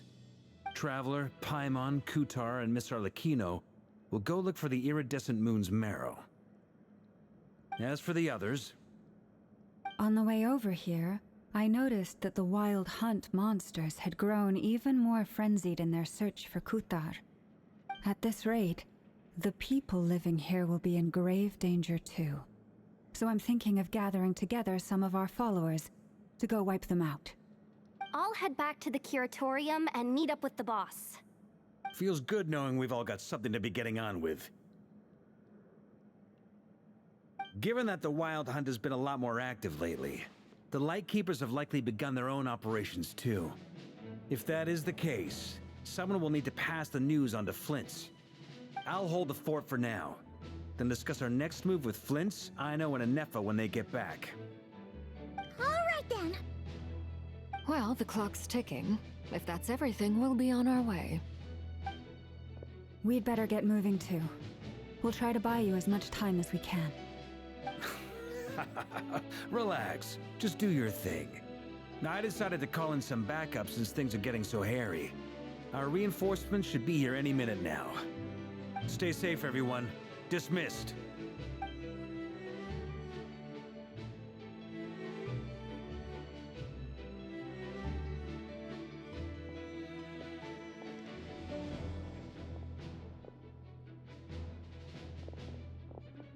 We're back. Did we get here a little early? Or a little late? A tad late. The others have already set off. To summarize, our resident moon goddess has found us a new ally, and Boss Nefer has uncovered some promising info. Everything going smoothly on your end? Not great. I don't know how long we can stall them for. The decoys are getting taken out way faster than we imagined. I'm gonna make some more later, but I need a timeout first. I'm so tired right now. Oh, right! Inefa, could you fill in Uncle Varka on what we just discussed with Flint's? Sure. Uncle Varka, you previously told us about how when you went to investigate a source of the Wild Hunt in Amsvartnir, you discovered that it was just a diversion. But according to Flint's intel, several outbreaks of the Wild Hunt had already occurred in Nodkrai in the period leading up to that. That was before Rerir had regained his body, when he was far from regaining his full strength. In other words, in theory at least, he still lacked the means to act in two places at once. Flint's, With everything that's been happening, the Lightkeepers across Nodkrai are rallying to fight back against the Wild Hunt. They're gonna need your help. I know, I'm sure you're capable of coming up with something far more effective than decoys. But for now, you should stay here and get some rest. And Effa and I will head back over to Amsfartnir to see if there's anything I missed. I told you Uncle Varka would say that, didn't I? A deal's a deal. Not a word about my snack intake for the next week. Database updated. Reliability of Aino's predictions increased. What does that mean? They were betting on how you'd respond after hearing their intel. It's the obvious choice, isn't it? That's hardly worth betting on. We already decided that Anefa should go investigate the situation over at Amsfartnir on her own. You might as well stay here and keep watch. Someone needs to hang back and oversee our strategy meetings. And besides, you still haven't fully recovered from ambushing Rerir. So I've ended up with the easiest assignment. Well, I appreciate it, everyone. See you when you get back.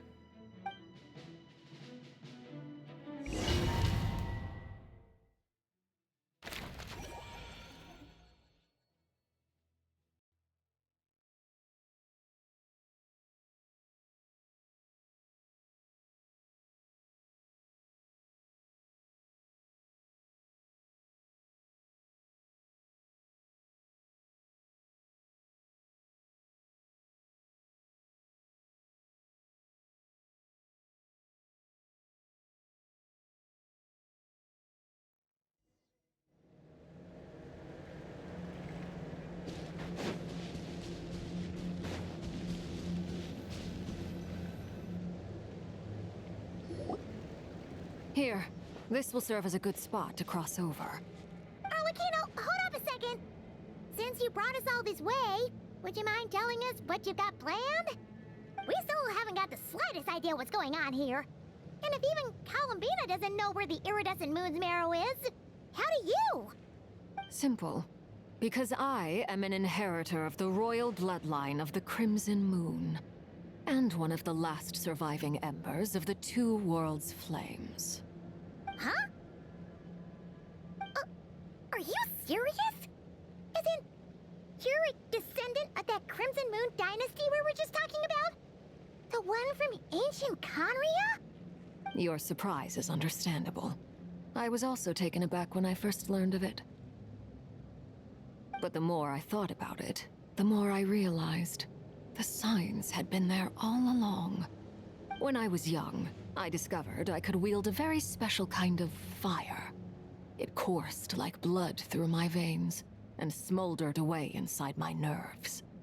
What's more, whenever I experienced strong bursts of emotion or drew too deeply on this power, it was like some kind of presence within the fire would begin to gnaw away at me, consuming me from the inside out.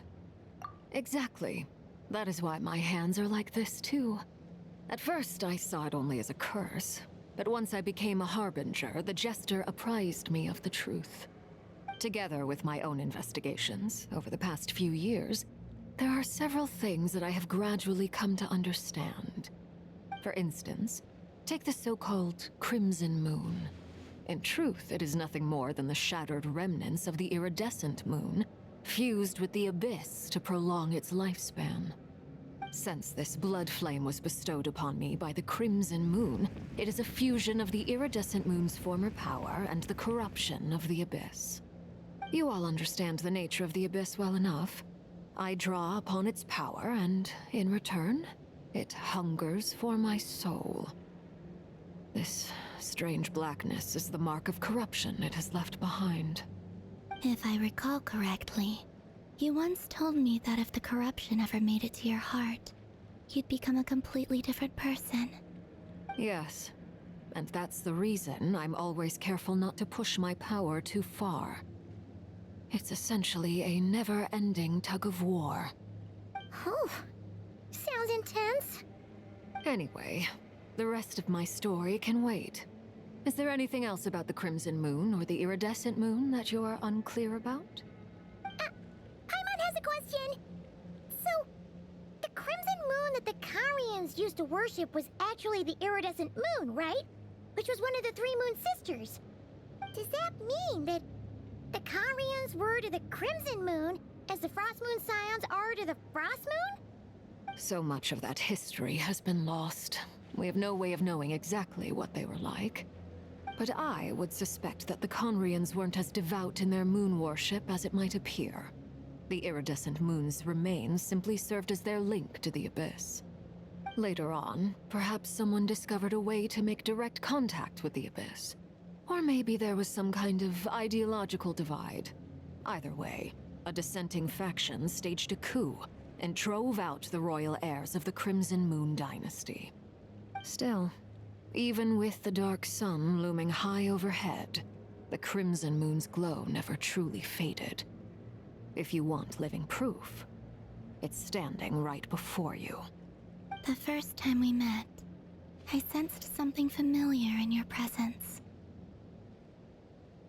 When I looked at you, I felt I could see that mysterious red moon in the corner of my eye. In your flames, I saw its broken image, surrounded by a strange black aura. Well, I appreciate that you kept it to yourself. Much about the Crimson Moon is still a mystery, and I'd prefer not to end up as the object of an insane research project. Anyway, time is against us here, so if there's any other questions, they'll have to wait. I just want to make sure I've got one thing straight. In her letter, Sandrone mentioned that since you are unable to contain the iridescent moon's marrow yourself, you intend to leave it in my custody. Correct? That's right.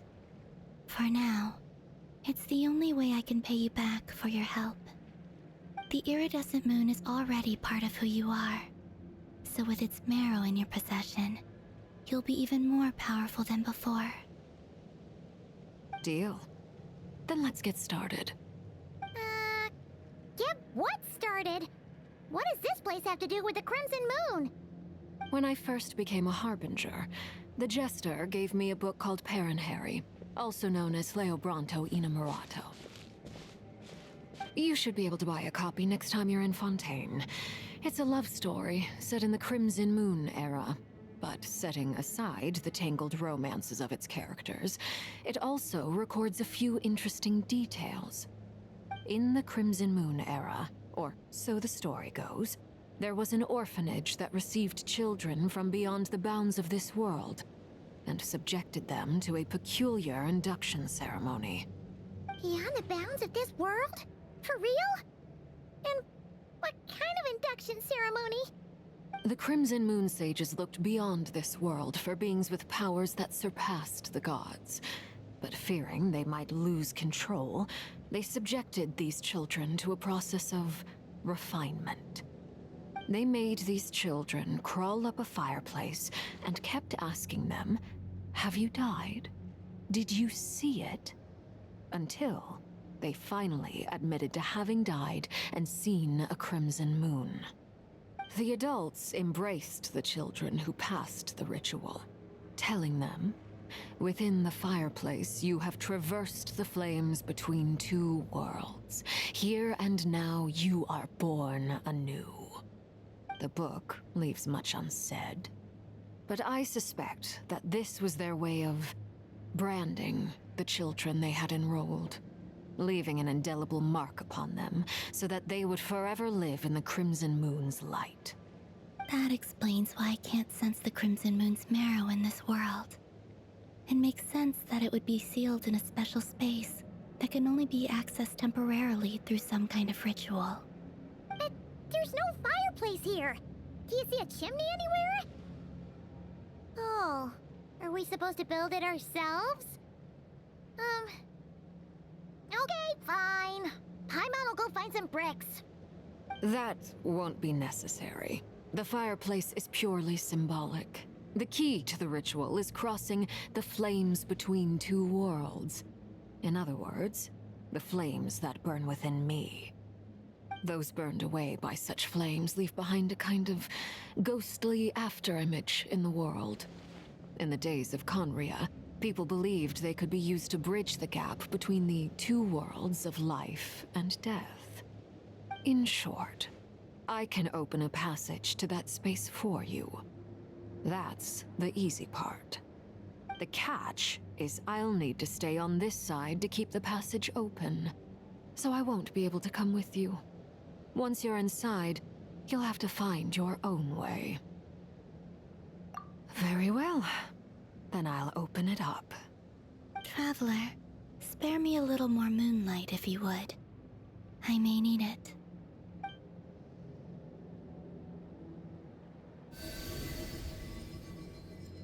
Thank you. I feel like I've recovered some of my strength now.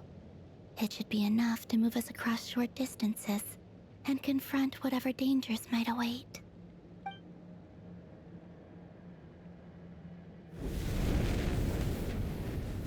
Mistress of the 7 hues of ages past, Great Mother of the present, crimson-clad sovereign of the 2 realms, by fire severed, by fire renewed, I offer myself now and beseech your descent.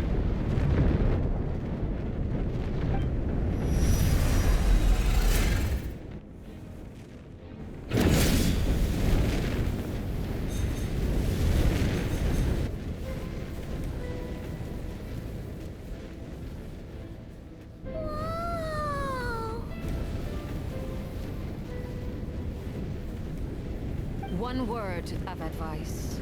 As you're crossing over, no matter what voices you hear, do not answer. Got it. I sense a sinister gloom inside, but also the familiar light of the moon. I feel that I am about to meet an old friend who has changed beyond all recognition. All right, let's go.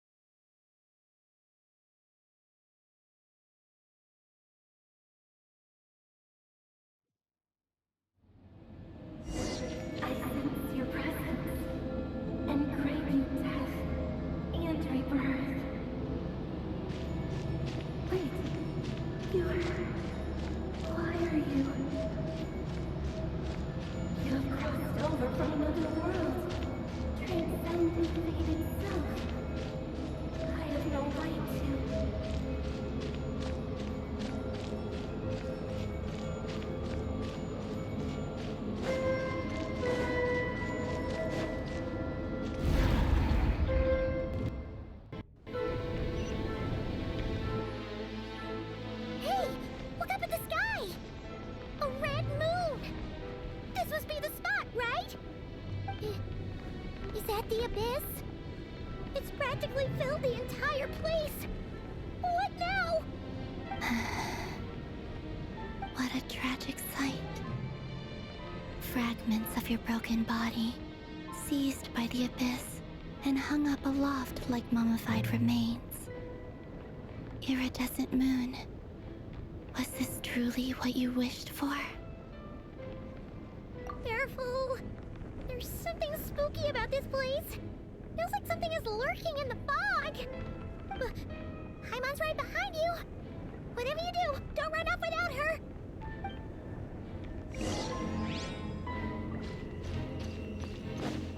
By the way, Kalambina, didn't you tell us that the iridescent moon had shattered into pieces?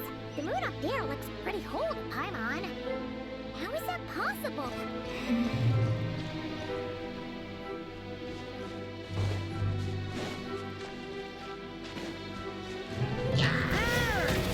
Thunder!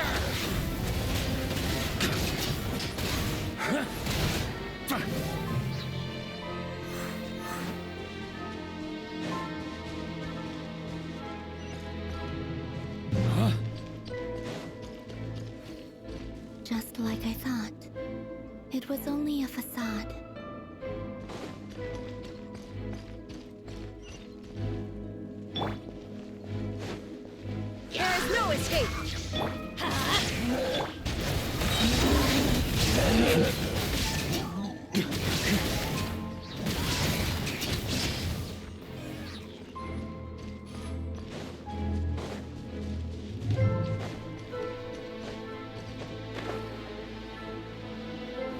On me. Huh? Yeah. On me. Shine down! Teamwork is dreamwork! Why do they never miss? Up the ante! Illusion shattered! I'm going in!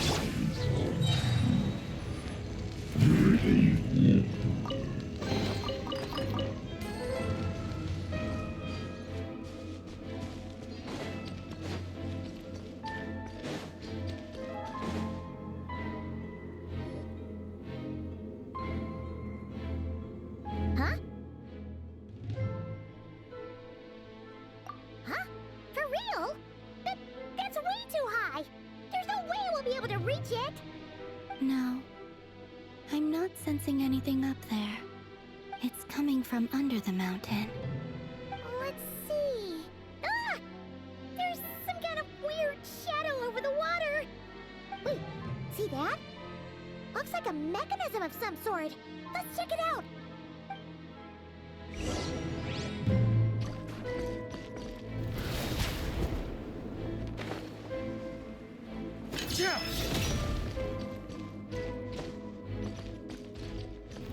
Try to keep up! Ooh, looks like a device from the time of Kalia. Maybe people once came here to study the Crimson Moon's domain, and they left this behind. Oh, if we can activate it, we might find some clues.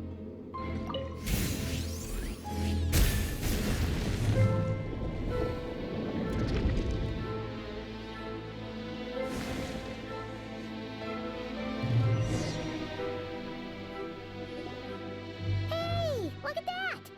Now that the mechanism's running, the shadow in the water looks different. Do you think these mechanisms might be the key to unlocking the secret? Let's try to find more of them! Felindis, we'll leave the rest of the research in your hands. We'll be heading back now. I hope this isn't ruining date night. Ugh. Mind your own business. Just leave me some snacks on the table. Felindis? Is that Rear's girlfriend?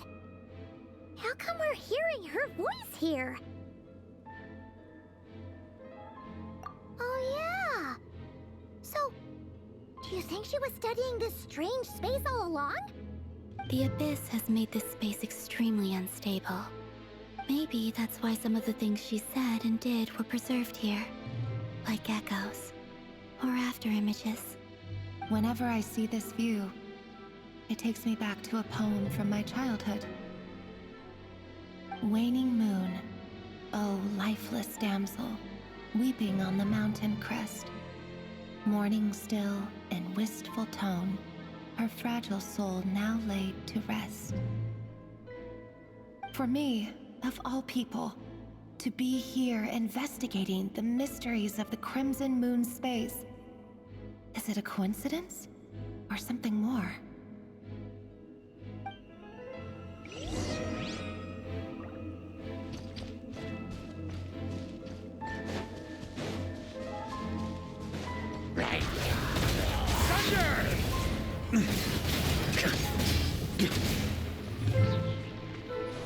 Yeah. Looks like the Abyss has messed up this mechanism. We need to find a way to get it working again. Let's see if there are any other devices nearby. Everybody stand back! There is no escape! Thunder!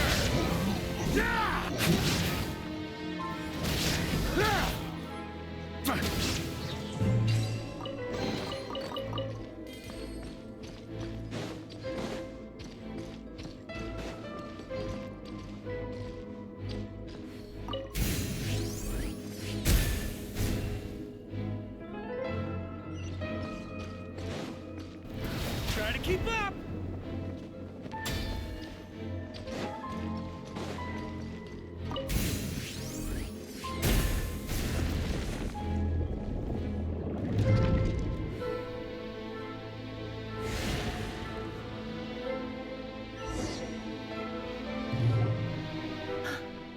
I see.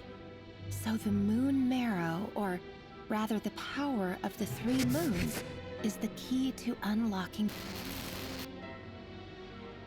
If it really does exist, then maybe this madness can finally be put to an end.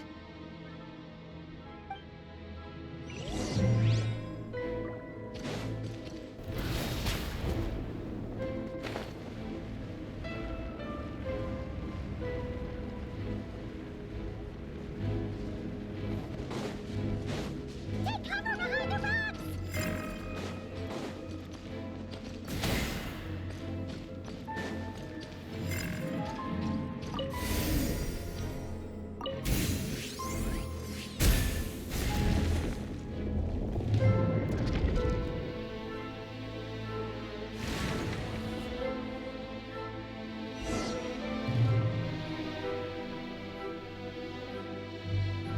With the Abyss inhibitors in place, I should be able to access the chamber with the moon marrow.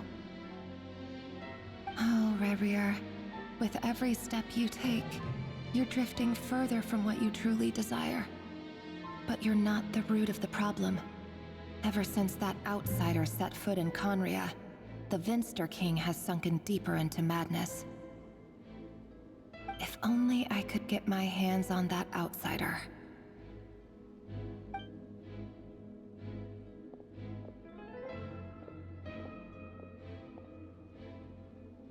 Hey look! The moon's reflection is back to normal! Elendis' voice mentioned a chamber with the moon marrow. Do you think maybe it's hidden in the moon's reflection? It must be. For within it, I sense the fragile aura of a dying soul. Then there's no time to lose! Let's go!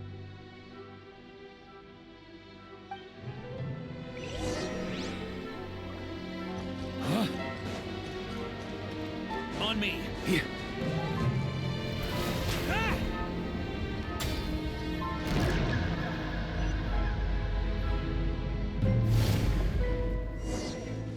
On me. These things are so creepy! Ugh. Looks like we'll have to destroy them if we want to get to the iridescent moon's marrow.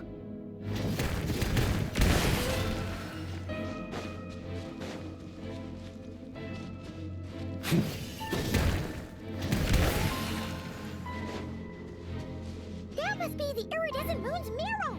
Oh, but we'll need to destroy these things before we can reach it!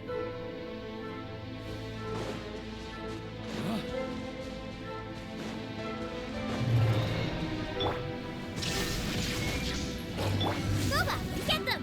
You're toast! Teamwork is strict! Off the ante!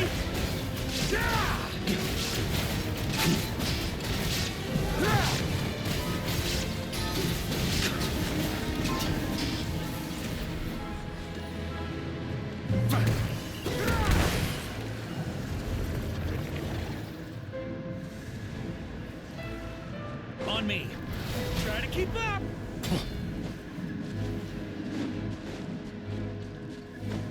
Ooh. Try to keep up. Illusion shattered! Out of the frying pan, into the... Off the ante!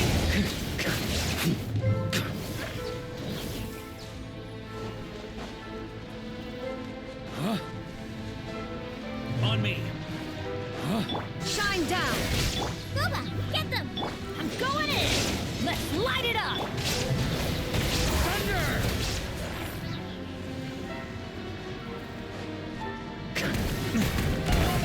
We're so close!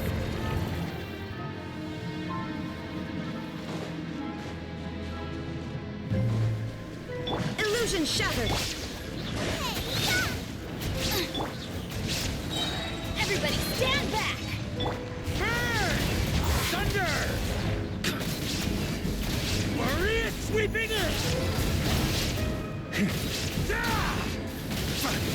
Up the ante!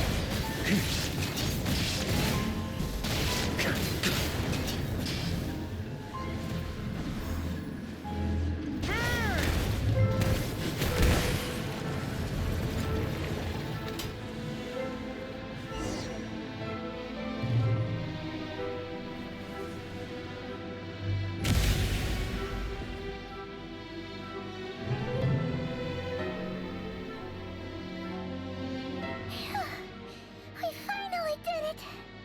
The iridescent moon's marrow, still burning away like an undying flame, yet now contaminated by the abyss. It has taken on a new form entirely. If we can purify the abyssal power within, we should be able to obtain its untainted essence.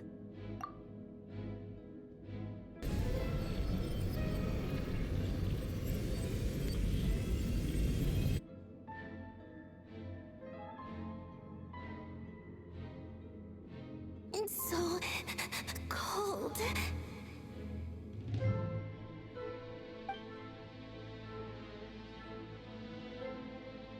Is it you? Are you here?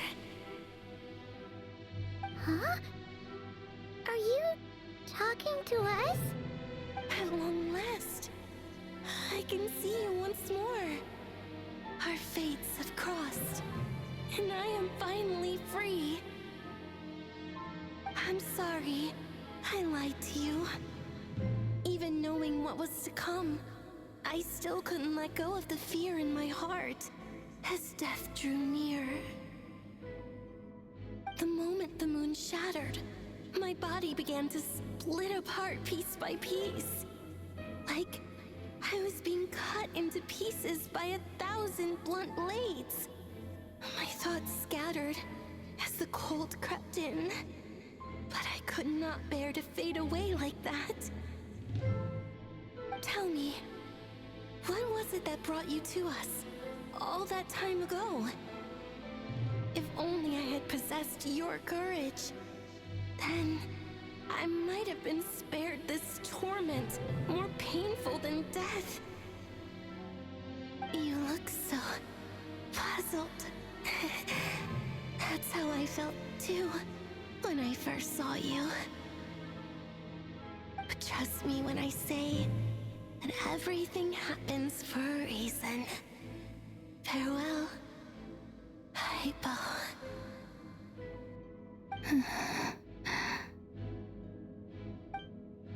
What was that all about? Was that the goddess of the iridescent moon? Oh, it sounded like she was speaking to a long-lost friend. But none of us have ever met her before, right? Perhaps. She took me for the goddess of the frost moon she once knew. For a fading soul like hers, our auras must be too similar to tell apart. But anyway, we've got the iridescent moon's marrow now. That should help you regain your strength, right? Alright, time to leave this place and meet back up with Arlecchino. Let's go!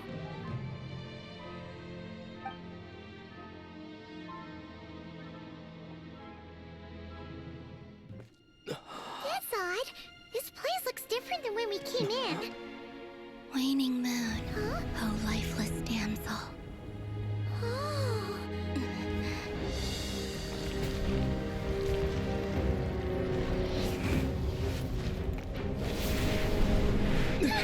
Hurry! The place is collapsing! It wants to trap us here. Who's it? The abyss? Now we've taken the moon marrow. All that's left here is a dark will. It will show us no mercy.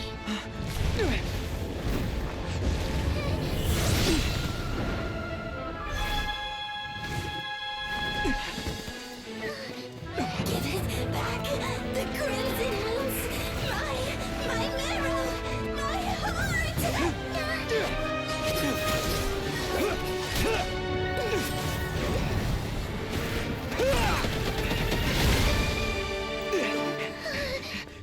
Finally!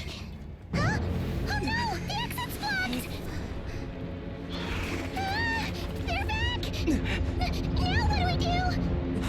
is where you fall. Witness my rise. What are you waiting for?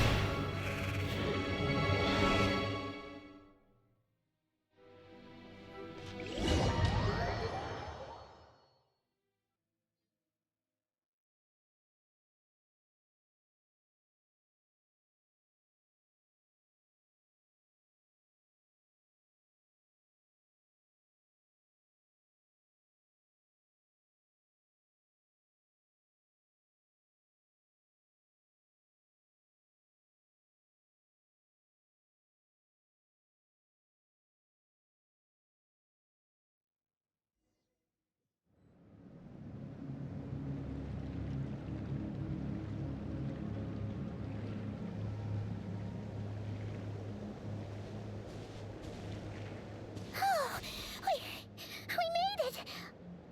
Was that you, Arlecchino? Did you save us? Wait, your hands! They're... Oh, this? Don't worry. It's a small price to pay. The Abyss wanted to trap you inside, and I defied its will by bringing you out. No wonder it's a little angry. No. I have paid the price, albeit a small one, and it cannot be undone. My hands have already fused with the Abyss. Purification would simply destroy whatever's left of them. But surely... Oh... We're so sorry, Arlecchino. Paimon can't believe you'd make a sacrifice like this for us. As much as I'd like to call it a favor, the truth is I was simply holding up my end of the deal. Well, Columbina. Yes, you did your part. And as promised, I will leave the iridescent moon's marrow in your care. From this day forth, may the two worlds' flames burn ever more brightly.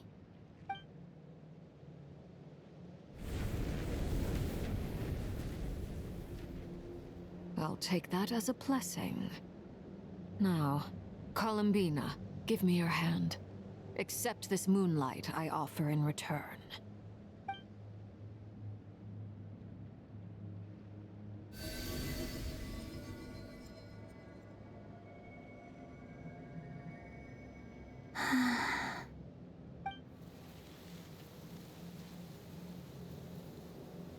Feeling stronger?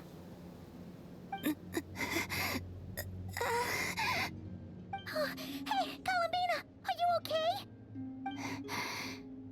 I'm fine. Our powers are a little at odds, that's all. By the Frost Moon's authority alone, wielding the power of the other moons was always going to be a stretch. Still, I think it's fair to say that your strength has returned, at least to the level it was at as Third Harbinger. It's still not enough. There's no way I can hope to challenge Rayrir like this. Just one more ray of moonlight, if you would. It's okay. I can take it.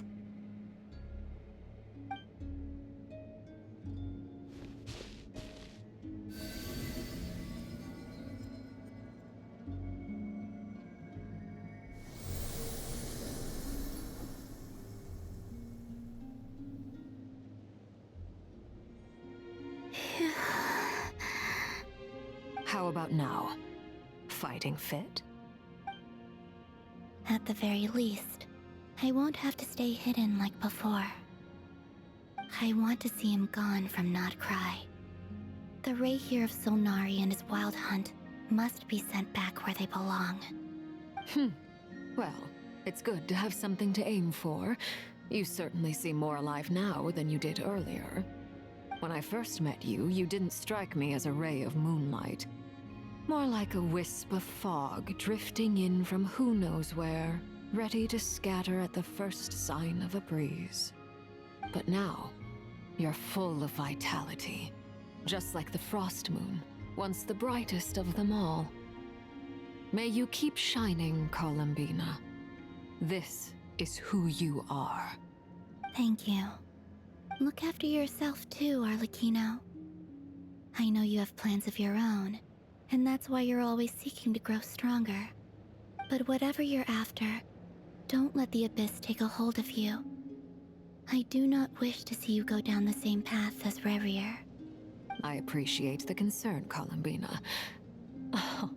Although perhaps it's time you took a new name. A new name?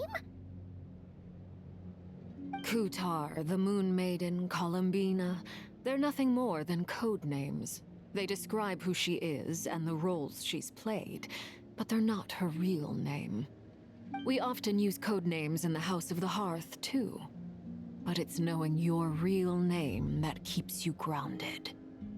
Up till now, you've been living a wandering life, so you've probably never really cared. All I'll say is this.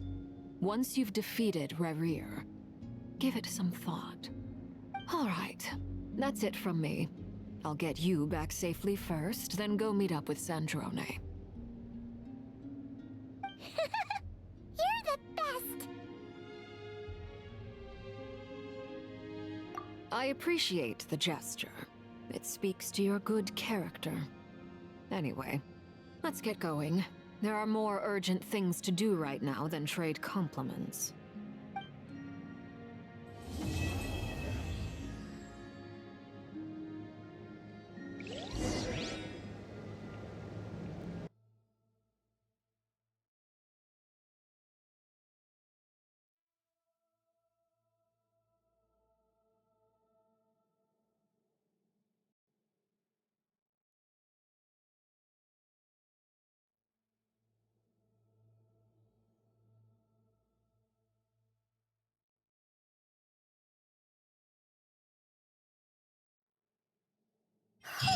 It was a close call, but we got the iridescent moon's marrow and restored Columbina's strength, and that's all that matters.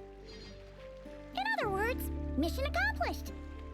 Paimon wonders how everyone else is doing.